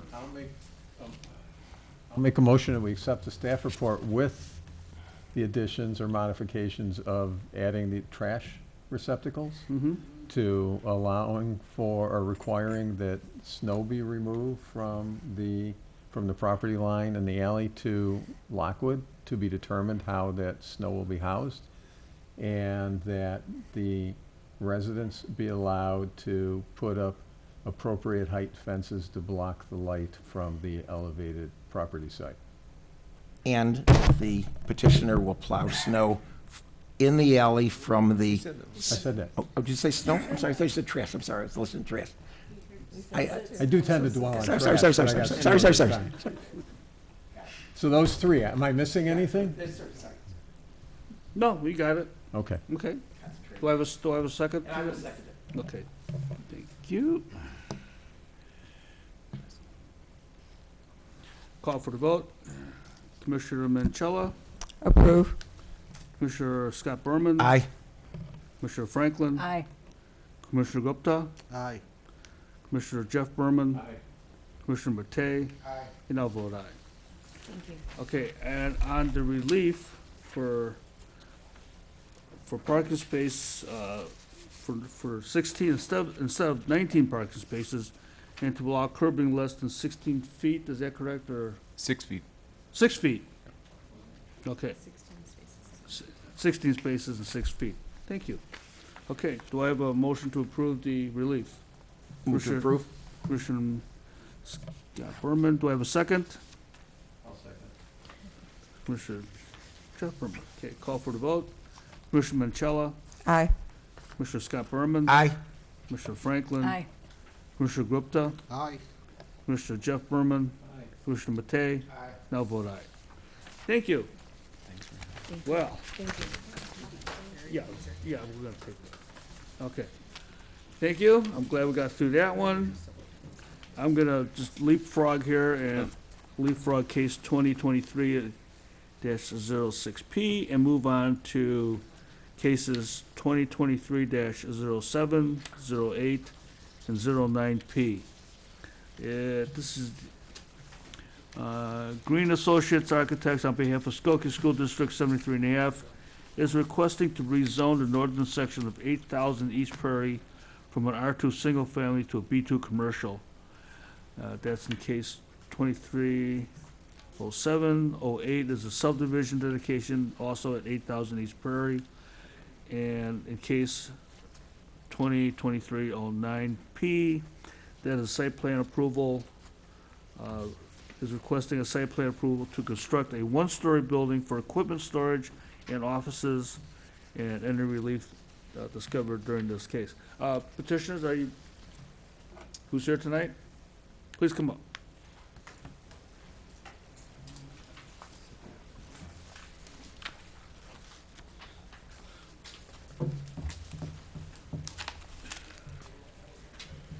Good evening and good evening.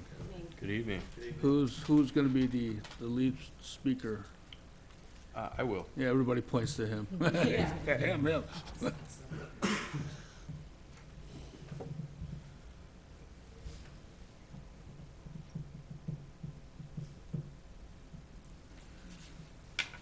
Okay, sir, can we have your name? Yes, I'm Aaron Wosner at Green Associates Architects. Okay.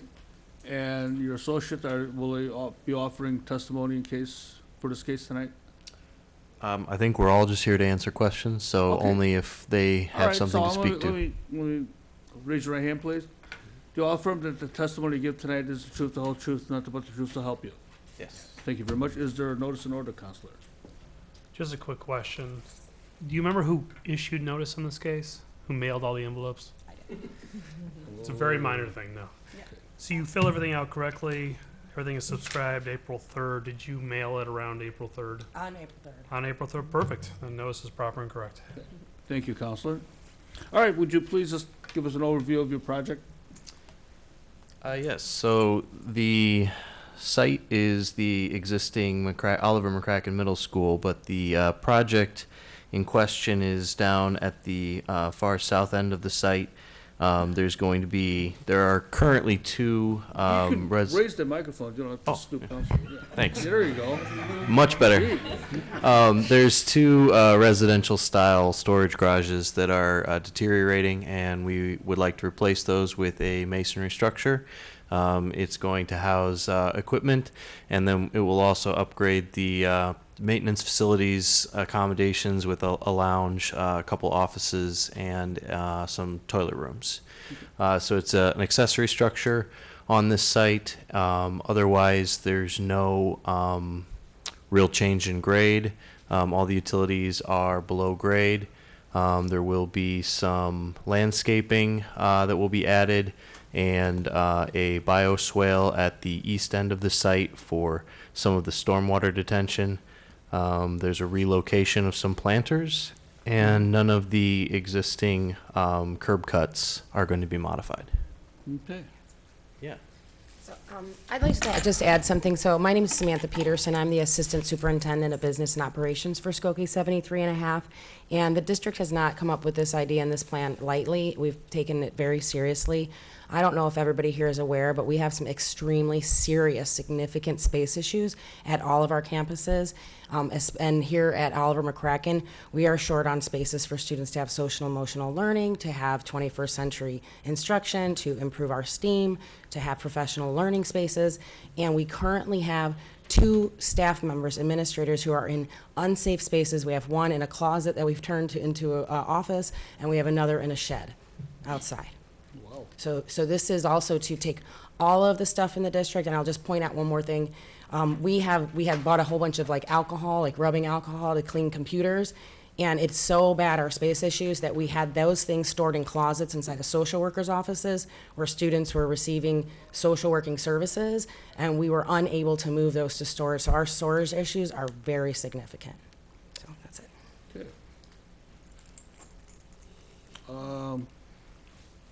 The required zoning, is that just to bring the property up to meet what they have already, or why are we rezoning this? So it's all under one zoning. So you put it under one zoning? Okay. Yeah, right now it's a split zone. Yeah, that's what I thought. Yeah, there was a Okay. request of staff that we rezone. Sure, okay. And the subdivision, is that part of the rezoning too, or just put it under one pin? This cleans up a lot of things. Okay, so that's just, all right, paperwork. Okay, very good. Commissioners, any questions? Okay. Yes. So I think Mr. Chris actually confirmed this, but the materials now, these are basically a couple of Danley garages, if you can imagine, right? They're vinyl the school at all. The look is to go for a storage structure with some modest office space and washrooms for facility staff.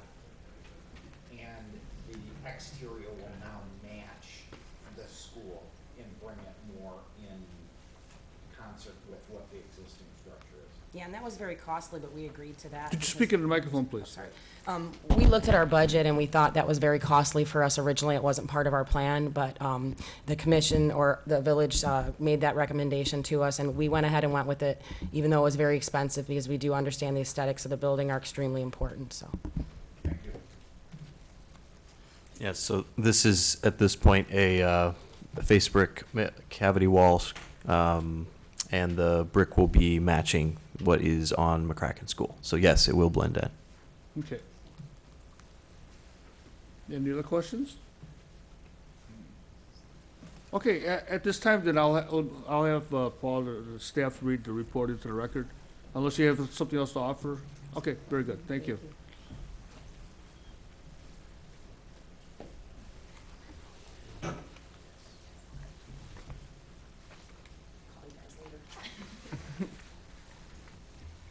Okay, Commission and Chairman Luke, Paul Reese again, Planning Manager. I'm here to do the staff report for 2023-07P zoning map amendment and the related cases 2023-08P subdivision and 2023-09 site plan approval for the property at 8,000 East Prairie Road. The petitioner is requesting to change the northern section of 8,000 East Prairie Road from R2 single family to B2 commercial. The petitioner desires to rezone the subject site, which presently contains a junior and middle high school, and the school's district administrative offices, in order to place the entire property within the B2 commercial zone. The petitioner intends to demolish the school district's 2 existing maintenance garages and replace them with a single new building and grounds office under site plan approval, which you'll hear later, 2023-09P. The Planning Division has reviewed the submitted materials and supports the proposed zoning map amendment. Although the junior high and middle school is permitted in the R2 single-family district, the B2 district allows taller height, no front yard setbacks, and reduced side and rear yard setbacks. The proposed zoning map amendment is consistent with the land use designation of the comprehensive plan, because living and service uses such as schools are compatible with areas that are residential in nature. Staff therefore recommends that the petitioner's request to amend the zoning map change to the northern section of 8,000 East Prairie Road from R2 single family to B2 commercial be granted, subject to the attached proposed positive findings of fact. As for 2023-08P, the subdivision, the purpose is to re-subdivide 4 existing lots into 1 new lot with a 2-foot wide right-of-way dedication along the south side and east-west running alley between East Prairie Road and the northerly southwesterly alley west of East Prairie Road, and a 15-foot by 15-foot dedication at the northeast corner of the intersection of Oakton and Crawford. The petitioner is requesting this subdivision because existing property spans multiple subdivisions, and Cook County does not allow tax parcels and separate subdivisions to be combined through a simple PIN consolidation process. The Planning Division supports the proposed subdivision. The subdivision will meet all requirements of the building code and map data policy, and therefore the staff recommends that the petitioner's request to re-subdivide 4 existing lots into 1 new lot at 8,000 East Prairie with a 2-foot wide right-of-way dedication along the south side of the east-west alley running between East Prairie Road and the northeasterly southwesterly alley west of East Prairie Road, and a 15-foot by 15-foot dedication at the northeast corner of the intersection of Oakton and Crawford Avenue in a B2 commercial district be approved, subject to the conditions listed below. And finally, case 2023-09P, site plan approval at 8,000 East Prairie Road, a request for site plan approval to construct a 1-story building for equipment storage and offices. The petitioner is requesting the site plan approval to construct a one-story building located at 8,000 East Prairie Road. The site plan approval is required in this instance because modifications are being made to building on the site of 1 acre in size or larger. In addition to constructing of the new building, the petitioner will also be making several improvements to the site, including adding a second handicap parking space in the parking lot on the north side of the building, installing and constructing a new garden shed and a bioretention facility, and relocating a planter to the southeast quarter of the school building. The planning division supports the proposed site plan approval request, and the proposed maintenance building will consolidate vehicle and material storage into a single modern building that will contain 2 vehicle bays, an office, and 2 bathrooms. The building will be screened from Oakton Street by a row of evergreens that will be planted between the fence and the south wall of the building. Staff recommends that the petitioner's request for the site plan approval to construct a one-story building for equipment storage and office in a B2 commercial zoning district be approved based upon the proposed positive findings of fact for the site plan approval and subject to the recommended site plan approval conditions. I would like to note that I would like to talk about removing one of the conditions, which is condition 1E, which states that they will revise the site plan to show the installation of curbing around a sodded area to the north of the parking lot at the very north end of the property. After a little further digging and conversation with the applicant, that space is actually used for their snow storage that we just got done talking about. And so we're recommending not including that curbing there, which would not allow for the snowplow. That's 1E? 1E, yes, sir. 1 Edward, okay. And that's on case That is on case 29P, 9P. yep.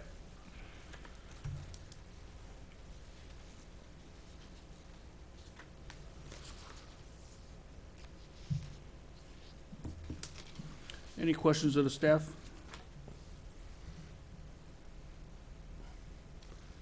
I do have one public comment that came in through our Dropbox outside. It doesn't have a name attached, but I would like to read it into the... Is that person here tonight? I don't believe so. There's no name attached, so... Oh, no name attached, okay. And honestly, the question, the matter is a little bit of a moot point, but I will read it for the record anyway. Will these plans reduce the number of parking spaces available? McCracken School already has many events which have a negative impact of increased traffic on a residential street and decreased parking available in the neighborhood residents. How about including these plans, additional parking for teachers and parents to take the pressure off street parking availability? Another solution would be restricted street parking, similar to what the village has done in other areas. Thank you. And that concludes my report. Okay. Any questions of the staff? None? Well, in response to that, I think the recognition is it really doesn't change any of that. Because there is no, we're not taking spots, we're not adding spots, it's a net zero, so it's, as you say, a moot point. Thank you. Thank you. Anyone in the audience who has a comment or question? So sorry. Please. Yeah, sure. Come on up. Yep. Hi there. Hi, let me move my... Oh, you're good. Your way. No worries. Hi there, Nick Worth, 8037. Hey, guys. Could you slow down, say that again, please? Sure, 8037 Harding Avenue, right, so I'm adjacent there.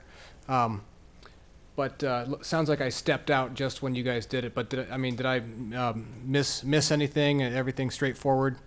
Pretty much. I yeah. don't think you missed anything. Okay. Or missed anything important. No change from the. No change, yeah. Okay, excellent. Is this just the first motion, or is there going to be is this going to be Okay, done? we're a recommending body to the Board of Trustees. Sure. And our recommendation will go to the Board of Trustees, and they will decide, they will rehear the case, and they will have a final vote on this. And they meet on the first and third Mondays of every month.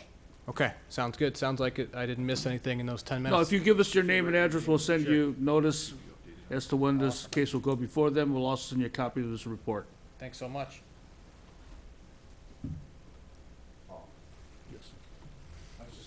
He's not finished yet.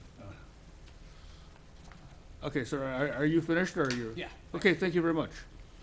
All right, need a motion for, let's start with case 2023 0P, the zoning map amendment.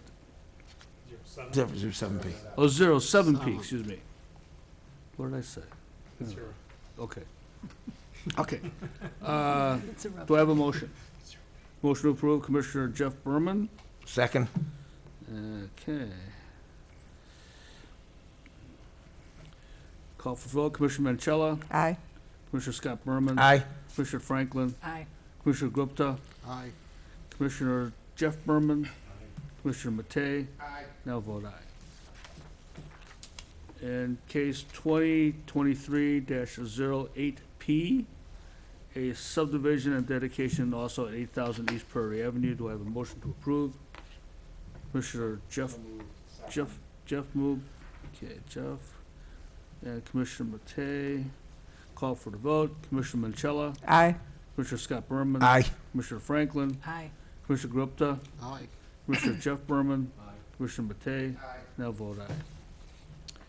In case 2023-0P, site plan approval at 8,000 East Prairie Avenue.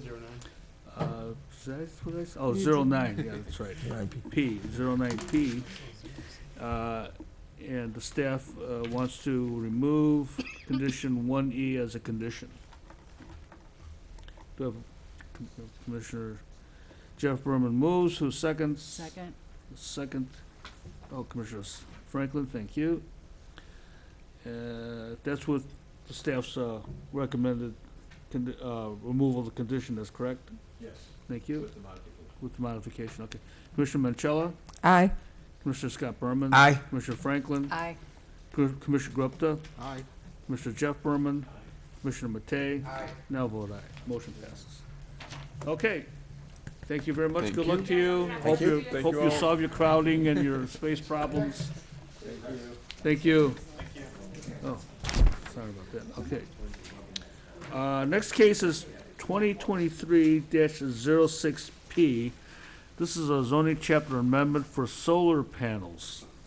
The changing in the solar panel amendment. And who's going to present that, please? Oh, It's Paul all me Reese, tonight. please. Okay, it's all you tonight.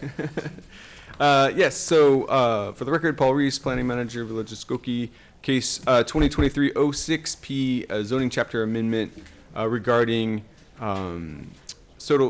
solar panels. The Village of Skokie is requesting amendment to section 118-72 of the Skokie Village Code to modify height provisions for solar energy systems.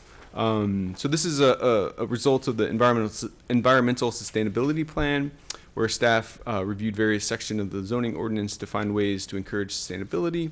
And part of that review focused on solar energy in ways that the village could achieve Soul Smart Gold level designation. Soul Smart is a national designation program that recognizes communities that reduce local barriers to solar energy. The gold level designation is the highest level a local government can achieve.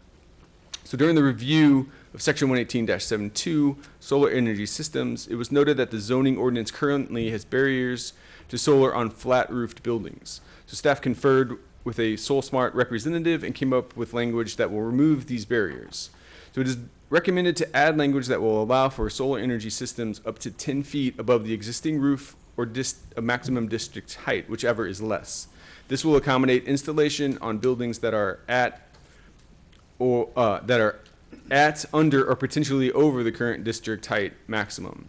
A typical commercial solar panel is approximately 78 inches long, is installed at an approximate 45-degree angle depending on the local situation, and has about 2 feet of mounting equipment. This would result in the top of the panel typically being between 5 and 6 feet above a flat roof.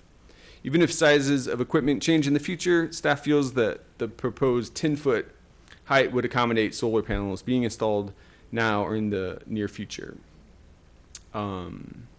Staff recommends that the following sections of Chapter 118 zoning of the Skokie Village Code be amended with, and I'll go through those here. It's essentially section 118.72A3, which is here. I will read it to, so as you can see here on 118.72 Solar Energy Systems, section A3, on a pitched roof, 2.5, 2/12 pitch or greater, the height shall be no more than 15 inches above the highest point of the building's roof or 15 inches above the existing allowable building height in the district, whichever is lower in height. And that would be changed to, on a flat roof under 2/12 pitch, the height shall be no more than 10 feet above the highest point of the building's roof or 10 feet above the existing allowable building height in the district, whichever is lower in height. That is the extent of the changes that we're recommending and the extent of my staff report. I have a question. Have you evaluated what's the effect of snow load when you put 10 feet of height? Because there could be triangular load up to that much height. And see, when the flat roof is there, snow just blow and there is curve only 18 inches maximum usually, okay? 1 feet to 18 inches on the perimeter of the building. As soon as you put these panels, right, now the snow is going to accumulate against the panels and that can increase the loading on the roof and these buildings are not designed for that. Yeah, my understanding was. I am a structural engineer, okay? All right, so I am coming from that point of view. So maybe your engineering should look into it before you amend this. Otherwise, there is solution to this is you ask the solar panels, whatever company is there, to give you the structural calculations that the building will be safe with seal and signed by the licensed structural engineer, and then you approve it. Oh, well, any Otherwise, you're construction. taking- otherwise you're taking the liability. So this work, we'd have to get a permit for it. Absolutely. have to get a permit. And then they have to Right. have submit the calculation with Yeah. the So- licensed structural engineer Yeah. that the building will be safe, because these buildings are not designed for that load.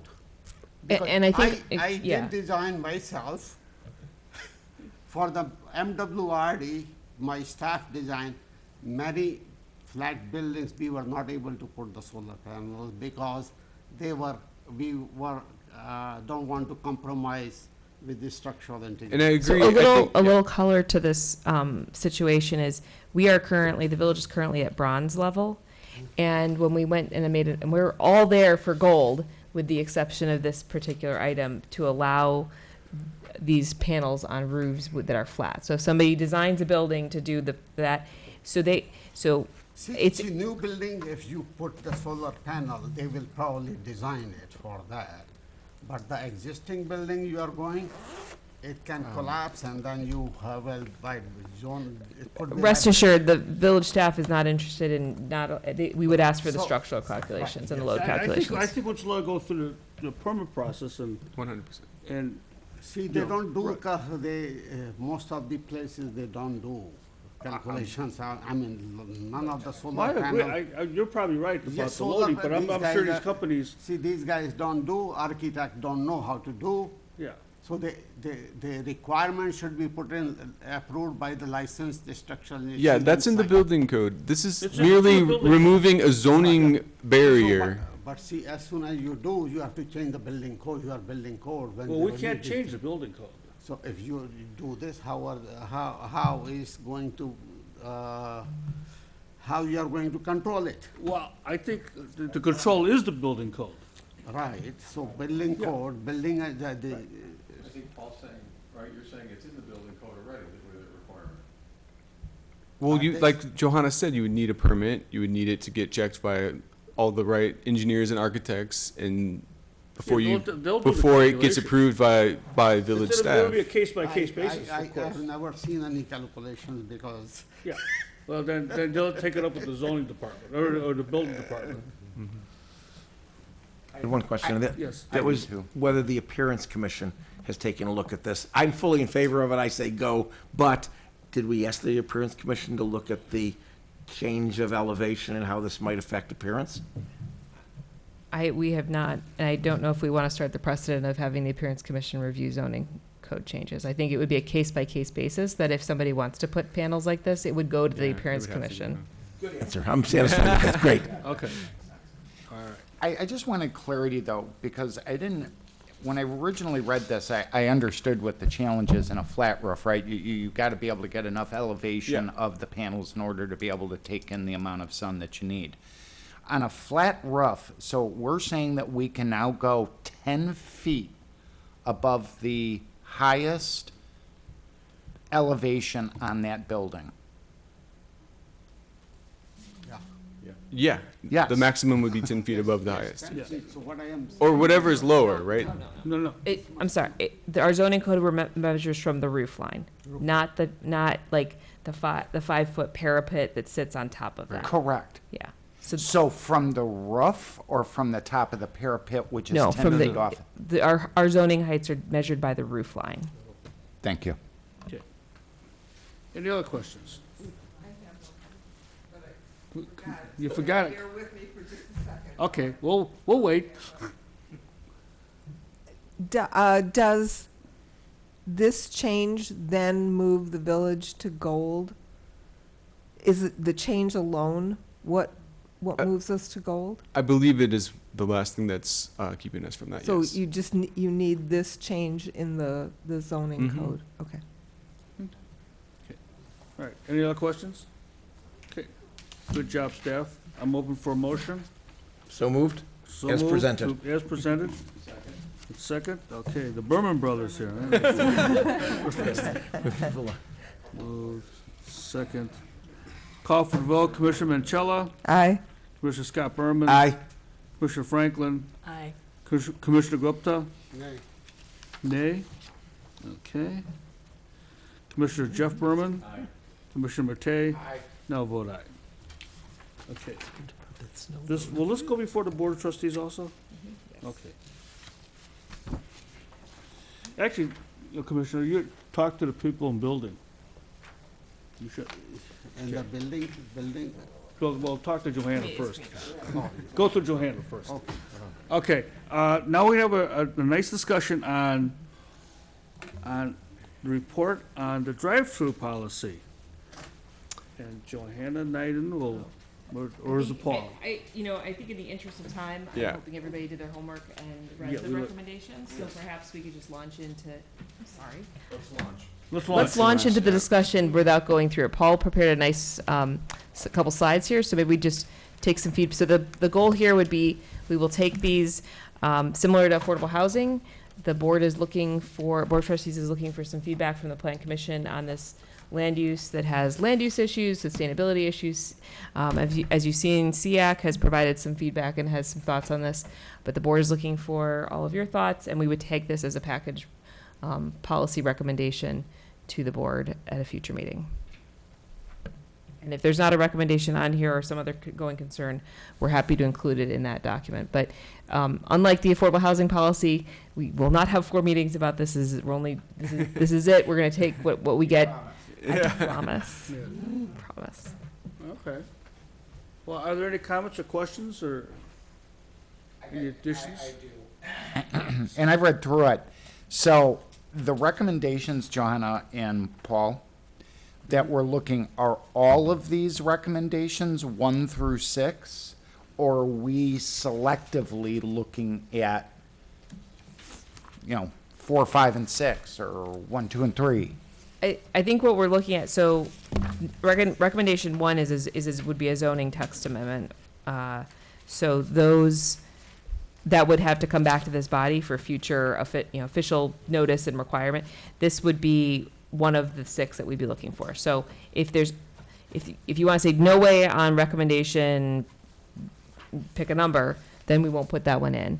But we would like to consider many of these to move forward to the board, because we think while it's not a exclusive solution to addressing concerns about drive-throughs, it helps to start to mitigate them and then also set the expectations with developers about what we allow. Okay, and as I've learned a little more about drive-throughs, I had a question for staff. Related to recommendation 1, this is a change in NXTXCX and the section 118, 185 of building code, of the village's zoning code. Have we done, like they recommend or discuss, related to the article on page 4, bottom right paragraph, of doing sort of a layover, role play? So looking at a particular property, how that might affect. I'm curious because this is 3 of how many districts that we have? NXTXCX? Is that all the commercial? No, there's B.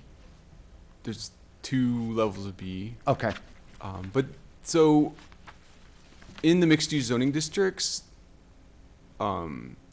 drive-through restaurants are already not allowed, and this would just expand that to all other kind of drive-throughs. And furthermore, most of those sections, you're not allowed to be able to see it from the street, and so this would just say in these 3 zoning districts that are mixed use, that are primarily in our downtown, primarily in pedestrian-oriented locations, that we would just not allow drive-throughs at all, prohibit their use. That's the major distinction from current. I believe the building I reside out of from my workplace at 7800 wouldn't be allowed today then. That was kind of my point. I have a question about bullet point number 2, about, I think what is a subjective term, shall be visible from the street. I don't think that's objective enough to pass an ordinance on. The reason it's not objective enough, does that mean the stub end, the exit of it? Does that mean that what we now have just approved for the Duncan site, which is entirely visible from Dempster, would not be approved? Yes, that is what that means. Yeah, that's ridiculous. It's both ridiculous in its subjectivity and not objectivity, but it's also ridiculous in that we are being anti-business in suggesting that. That's my point, and I was going to say that, and that's well said, Scott, because what is the workaround? So when I say, have we role-played this as described on page 4, to Scott's point, we wouldn't have approved Duncan tonight. Correct, yes. Because it wouldn't have been allowed and it wouldn't have gotten past your desk. That is correct, yes. According to the second. That's bullet point, problematic. Yeah. That is problematic. Well, does landscaping... That property, let me finish. That property does make sense for that development. So now we're going to say no, because it's got a drive-through, we're not going to allow it. Where are we going to allow it? I think it would just be, you would need to pick a site that had a larger site that you could screen it from the street in some manner. So, if I'm looking at future development, and this is something that I've been on with retail, we have this penchant for retail. Retail is not our future. It's not. Amazon is the future. So these are the kind of projects that we're going to be seeing, and if we put in something this restrictive for a property here that I think makes good sense, I will vote no on this. So would landscaping, bushes, shrubbery be sufficient to screen, make it non-visible from, what is non-visible, to Scott's point? Yeah, no, that's a good point. It does stay in the code, visible from the street. I don't think it goes into any more kind of detail and minutia around that. I would argue that screened by a substantial amount of landscaping would do the trick. You just threw in another subjective term. Substantial. I'm teasing you, man. Fair enough. So can it be changed to say best efforts through aesthetic landscaping to make it as non-visible from the street as possible, something better than that? So, a little, but require it to be reasonably attractive for the community? But I don't think it can be that, that loosey-goosey. It has to be defined what is visible, and if there is an alternative, exactly what is that, because you could put trees up, but here's the problem with trees. One, they die, they get removed. So why do you have that and I didn't? Two, trees don't, unless you're putting in evergreens, don't hold their leaves. Sure. So that's not, It's it's not a reasonable, it's not a reasonable solution. I think we need to do more work on this. And On I the think we second need bullet to do point? an overlay and have a better idea how this will affect developments in our business districts. Because again, I think if I look at the Duncan site tonight, that property makes sense. And according to the way this is written, this wouldn't pass our planning Wouldn't pass department's this. desk. Yeah. Yeah, it's the second bullet point here. I agree with you on that. It would not pass that.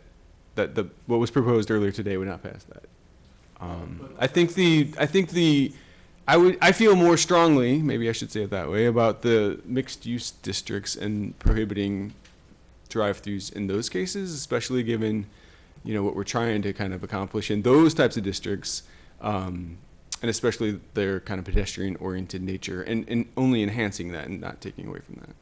I was gonna say, there are communities that you don't see drive-throughs, they're there, They- but they're done properly, so that you don't see it, and the Dunkin' Donuts won't, it fits, but it's not gonna be particularly attractive. And I'm as business-oriented as anybody, I think, and the point of the matter is that we don't want it to look like some other communities where it's just fast food after fast food after fast food, and all you see is drive-throughs, and it looks terrible. And so Portland Cement, we had a great discussion about that and the drive-through they wanted for that one restaurant, and agreed that it should be reasonably hidden. So I don't know how you say reasonably, Yeah. but the point of the matter is, I think it makes sense to take aesthetics into mind.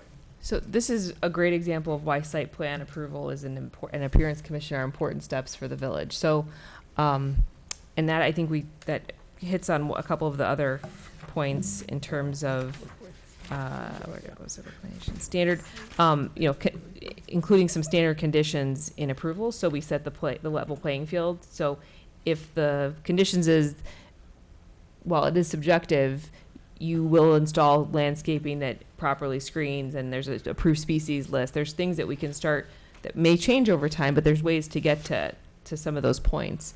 Right. But I think the one item, if we'd almost had one recommendation 1A and recommendation 1B, if we're going back to the NX, TX, and CX in terms of drive-throughs, I'll give the example of the building, the lot next door, the bank property with large surface lot and drive-through banking. This is the heart of our downtown. We have a beautiful new building. We have a lovely village hall. As a planner, I'm very concerned about having a really beautiful building next to all these nice buildings. And while a Dunkin' Donuts can't necessarily go there, what is there with curb cuts and interrupting the pedestrian environment could go there. We had a gentleman in. I don't think this was a while ago. I don't think it's anything real, but he wanted to more or less have a drive. I don't know. He thought he could have a bank there. He wasn't with a bank, but the point is he wanted a multifamily with a bank through the property, and he was going to come off of Oakton and go on. It was going to make a very messy site, and it was not a good plan. It probably would not have made it even to the desks here. But the point is, setting those expectations for our downtown is really important. Oakton is a very fast street. It's not a pleasant street to walk on right now, as it is, and part of thinking about how to make it a more pleasant street is to remove that pedestrian interaction with cars. And A great example of what we don't want is where the Wendy's and all those drive-throughs are over by where the Howard Johnson used to be. It looks terrible in that area. And it might, sorry, Schaumburg. Could you but it update looks like Schaumburg, for the- and that's not what we want. Could you give a cross street for the new people in town? For more Lake Forest? Yeah, much more like. It's by the Portillo's. Thank you. Emerson. Thank you. So is the question then, the visibility from the street or keeping the drive-through and the stack line on site? Because if you only had one curb cut, it would answer a lot of these questions. It's not so much visibility, because visibility is so subjective. It's the internal acquisition of the drive-through to the site. I mean, perhaps I see what you're saying. I would argue that, I think the curb cut is the crux of That's it right. all, right? Yeah. So it's not visibility, it's curb cut. So Somewhat visibility, I think. Well, no, because the I mean- stub is always gonna, there's gonna be a curb cut and there's gonna be a way to get out. So Well, you're you know, gonna and see that. I look at the building I'm in right now, which is arguably the nicest looking building in the entire village of Skokie. Literally, and that's being biased. Which building But is it is gorgeous architecture. That would not be able to be built. What building? 7800 Lincoln Oh, across yes, from you're right. Lincoln No, Junior no, High. you're right. You would not be able to build it.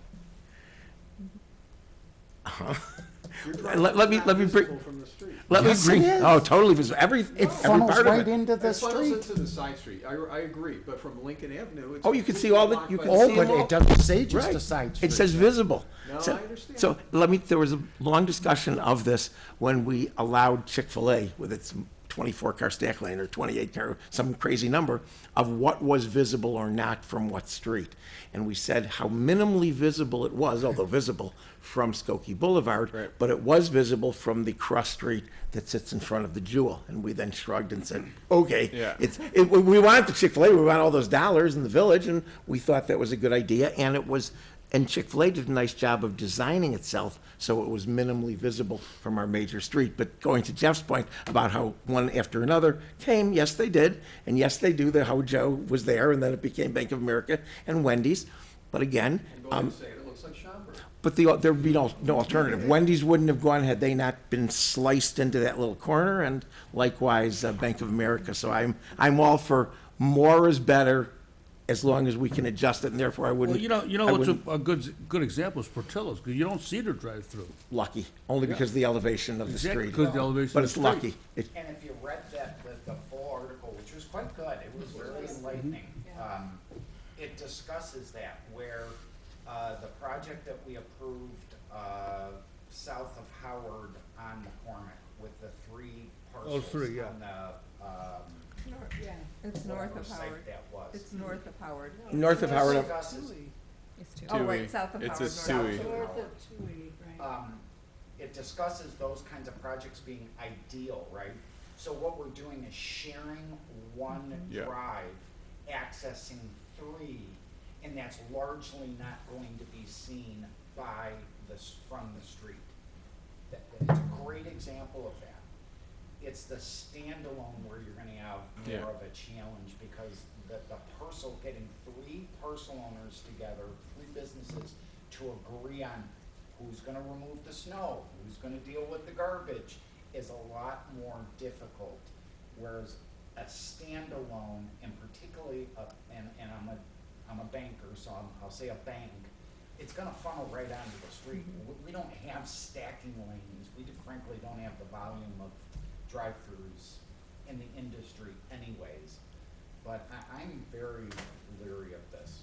I just think without a proper layover for me to understand how it affects, but Scott had it spot on, we would not be approving this, Duncan, tonight, and that to me would be a shame.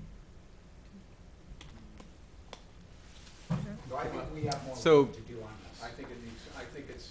I mean, most of the. Intentions are good, and something which is a compromise needs to be in. Could we spend some more time on the other recommendations to get some additional feedback, to them maybe bring back Sure. additional information?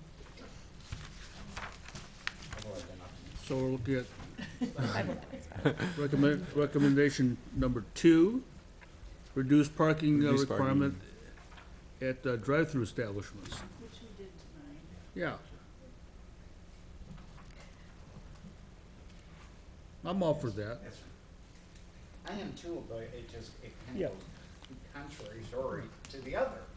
So I Right now, recommend. you're saying, okay, well, we can have less parking Okay. because then we can have better circulation. Better drive-throughs, which we were trying to. Yeah, I'm fine with it, as long as it isn't seen.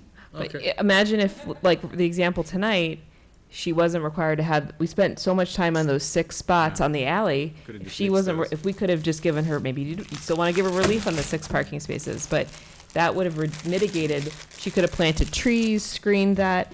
That might have been a better, I mean, I guarantee when that's built, we're going to go over there and there's going to be so little parked cars there. I agree, but again, that wouldn't handle the Dempster side. Right. Yeah, no, yeah. Furthermore, even the Lockwood side, that would only affect really the neighbors. Shrubbery or fencing might handle some of it. Yep. Well, it's gonna be better landscape than the current product that's there. I think, I doubt any of you have issues with these 3 bullet points. Plan on record, no deliveries during peak times, and then mobile ordering. Recommendation 4 is, Bullet point 3, and Yeah. Scott, you're a restaurateur, maybe you have a better gauge on this, but, you know, clearly this is the world today, and I see it a lot in restaurants that are going to mobile ordering. So this would require that mobile ordering be part of the business model of approved special uses. So if you're getting a drive-through and you're screened, then you also have to have the mobile ordering component.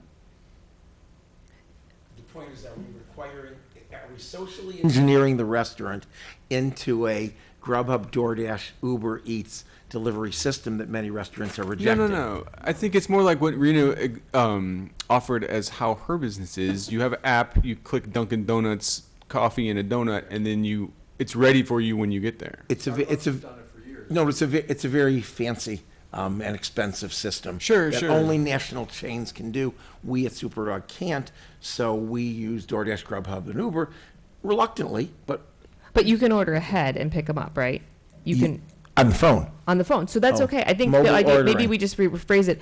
Okay. Require that ordering through ahead. mobile apps or phones. You said that. Yeah. Oh, mobile apps on phones. It should say mobile apps Yeah. on phones That's or fine. by All phone ahead. ordering. That's okay. Yeah. That's in that article that was referenced earlier. That's right. I would agree with that. If Yeah. if it doesn't just Or your push home you. computer, and then you go out and you pick it up, right? That's right. So add those words to our phone.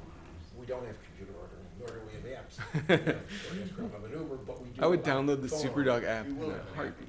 Okay. Okay, recommendation 4. Trees, 1 for every 100 car trips. So Rena's site today, according to the traffic study, is 500-ish car trips generated.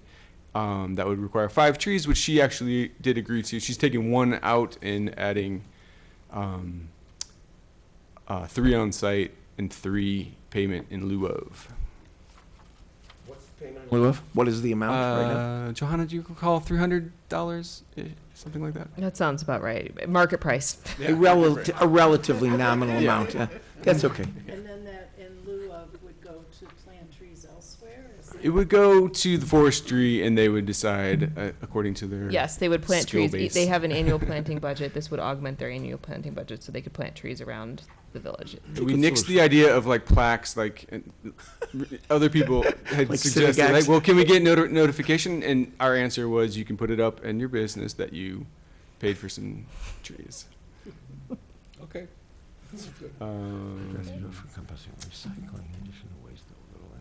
Yeah. I just want to point out, SEAC has spent a lot of time on this. They were not in favor of that condition. Sustainable Environmental Advisory Commission. There is a feeling of school of thought that carbon sequestration through trees is just not. Yeah. It's a drop in the bucket. Yeah, but we also feel that more trees, even 4 more trees or 5 more trees, is probably a good thing. So that's why that recommendation is in the staff report. Required drive-through restaurants to offer composting, recycling, in addition to waste that will go to the landfill for both kitchen waste and. So I'm going to jump in here. This isn't going to necessarily be hard because a lot of these, and I'm thinking of many chains and other local restaurants, San Francisco, Portland. I know I'm talking about the West Coast. There's a lot of existing major cities that already require all of this to happen. So I was in a meeting with a major restaurant, and I said, we'd probably expect you to try to do composting given the potential relief you might be asking for. And they said, oh, we can't do that. I said, yes, you can. You do it in Portland and San Francisco. And I rattled off like 4 other cities, and they said, oh, you're right, we do. So I guess we could. So it's just a matter of they could probably do it. I realize for smaller businesses that this might be a change, but it's... I would argue that we have a lot of large, small restaurants here. Dengio's, Pizza Inn. They're the size of Superdog. They were there. cranking through the business. However, this would be too onerous. Not that we aren't going to one day get to that, and we probably will, but I don't think we can socially engineer. We can socially engineer out styrofoam. We can say. But none of those are They don't have drive-throughs. drive-throughs. No, but one day one of them will want one. And I don't think we should. I don't think we should restrict a successful but small, independent, non-national I think chain. they're gonna. I'm gonna see you. Okay. I think they're gonna have greater challenges than composting to have a drive-through at either of those locations. Yeah, that's So- true. That's gonna be hard. The only objection to this is grammar. I would strike the word offer and to have composting. I mean, if it's required, then it's have, right? I get what you're saying, yeah. Well, take the word out. I mean, it's like you're offering composting to what? To who? You know, you're I offering it to mean, your- once your upon a time, the same kind customers? of conversation was being had about recycling, right? Sure. Now it's ubiquitous. First of all, I eat every French fry that comes with my order. I don't know about you people. but- If that was the size that they Yeah. wanted you to have, then that's what you should be eating. What we in the restaurant business are suffering with is figuring out how to direct the customers correctly. Yeah. Customers are very 100%, yep. hard to direct, and they're especially hard to direct on outside garbage, something that's near and dear to Jeff's heart. And no, it's true. And then you get into the issue of sorting garbage in multiple cans, multiple times a day. It just doesn't work yet. One day it will. One day all of our material will be that way. But I don't think it's doable at the moment. Okay, Well, so, that's why to offer. Right. So that's why it's to offer rather than, you're offering it to customers as well, right? well, I would say providing it, not offering it. Yeah. Yeah, so it's semantics, but are we saying that the restaurant's gonna compost and recycle all of its own waste? Or are we saying somehow that it's offering it to their consumer? That's what I mean. We are saying both of those things, yeah. So a couple things, yes. So in starting to test this with people, kitchen process is probably less challenging. You teach somebody how to do something, they go through the task. Restaurants also work really hard not to produce waste because they want to use everything. They don't want it. So the back of the house option, the kitchen option is probably less of a challenge. And one thing Rita noticed, she doesn't really have a ton of things to compost because they donate their food. There's not a ton of stuff that's compostable. And then the other thing with drive-throughs is generally they are leaving with their food. They're not returning with their leftovers to return them. So the unlikely nature of them, and if they've just consumed everything on site. But you go to places, you go to the Botanic Gardens, they've improved every time you go. They've improved these kinds of places in the cafe there. Very specific how to get things in. I mean, we're even refining them. Go outside, and we have these lovely compost bins that people bring a lot of stuff to, and it's appropriately separated. So it's happening. Johanna Paul, you would object then to changing the word require to suggest or strongly urge or anything like that, right? Scott? Yes. No, I would change it to. Hang on. Require drive-through restaurants to offer compost and recycling in addition to waste. Not require the customer to do it, but they have to offer it. Am I reading that correctly? Yeah, that's the gist of it, right? They would have a bin next I'm to the good. recycling bin and next to the garbage. Okay. All right. Go for six. Go for six. 6 is just a definitional Move thing. on then. Best practices is to have a definition of whatever we're talking about in zoning code. Here's a option from Minneapolis. Pretty cut and dried, I think, here. The only Yeah. one we have a controversy with is the one relative to screening. And maybe the urging and suggesting as opposed to requiring. Yeah. Well, it's requiring to offer. I'm in with you. We offer recycling and garbage, but you might put a bottle in the garbage. Yeah. But we've offered it to you. Garbage is recycling. Yeah. Okay. So All right, moving on. Well, so okay, so how where do we we're handle- left with, so I would like to bring some of this to the village board so they could know that we're working on this, and package this up. Basically, recommendation 1, 2, and 6 would return to this body for review of a text amendment. So 2 is reduced parking requirement, drive-through establishments. So those But would it's in the return. code, so we have to change it through here and then. So what I would like to do is, if, you know, this is sort of a little bit of an accept and acknowledge and move forward to the board to report on this, and then indicate that you would, that the concerns that were voiced during recommendation 1, and indicate maybe the challenges on recommendation 5 in terms of further education of the public, so that they know where to put the things that they don't want to take home with them, and indicate that 2 and 6, recommendation 2 and 6 about parking and drive-through language were acceptable to the plan commission, but that further work needs to be done on the location of the drive-throughs. Okay. From the zoning, that this is work that we'd like to do, but I think the big one are, you know, some of the trees and these standard conditions that we'd like the village board to sign off on. Well, there's one thing, I don't think I saw that issue directly mentioned of the commonality of driveways, the merging of drive-through uses. Was that one of the ones that I read too quickly, Johanna or Paul?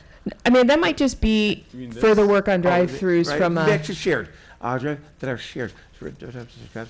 Drive-through, only drive-through facility drivers that are It's shared. essentially what was brought up.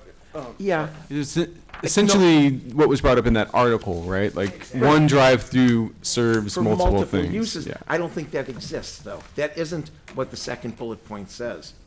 So ironically, you did just approve a shared driveway Yes. use of a drive-through Oh, no, tonight. no, we want that. It was hard. Right. No, what I also want, though. You just wanted it strengthened. No, I want clarified. something else. The urging of the drive-through using establishments to try to merge their systems into Oh. one driveway. Yeah. That's not mentioned here, and that is something that many villages do urge. We did at one time, which is why we have the common uses with less curb cuts along Dempster. At Zed Yeah. and Dunkin' and Burger King, there are fewer curb cuts than there would be otherwise, because we told them they could merge their parking So if I lots. understand you correctly, like today, we would have told Rena nothing off of Dempster, come off, regardless of where, if it's Lockwood or the back of the alley, you would come in, circle around, and then exit the same way. That's right, and, Right, or okay. we would have said, we would have made that whole shopping plaza common. Yeah. And allowed them all to use each other's parking, which causes tremendous think- aggravation amongst the users, but it does make for a better, more harmonious, less curb cut system. And that's something that we were urging at one time, which is why Dempster doesn't look quite as bad as it could otherwise. Okay. Fair enough. I appreciate all the feedback. Good. Anything else for me?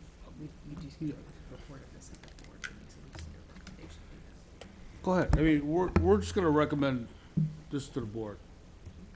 Okay. Well, no, with those qualifications, right? Sure. Qualifications, right? We're gonna recommend it as though saying that we need to don't vote on this? yet agree about some of these bullet And you get points. another bite at the let's apple. just- as John- Okay, let's say for the sake of unity, let's vote on this as, you know, so we need a Jeff, motion. Russ, wait, Paul wants a vote that we're all gonna vote on. I don't think we're ready. We're just voting, just a casual vote, not a casual vote, an informal vote Staff to raises? bring this before the Board of Trustees. With the modifications? With the modifications. Can you Yes. repeat those modifications? I'm sorry.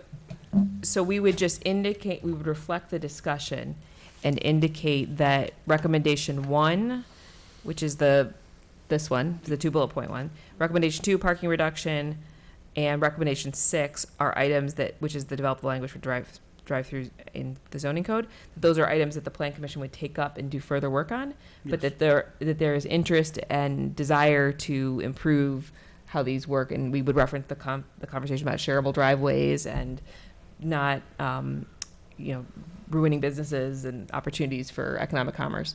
So we'd reference those. The board wouldn't take any action other than to receive that this is a policy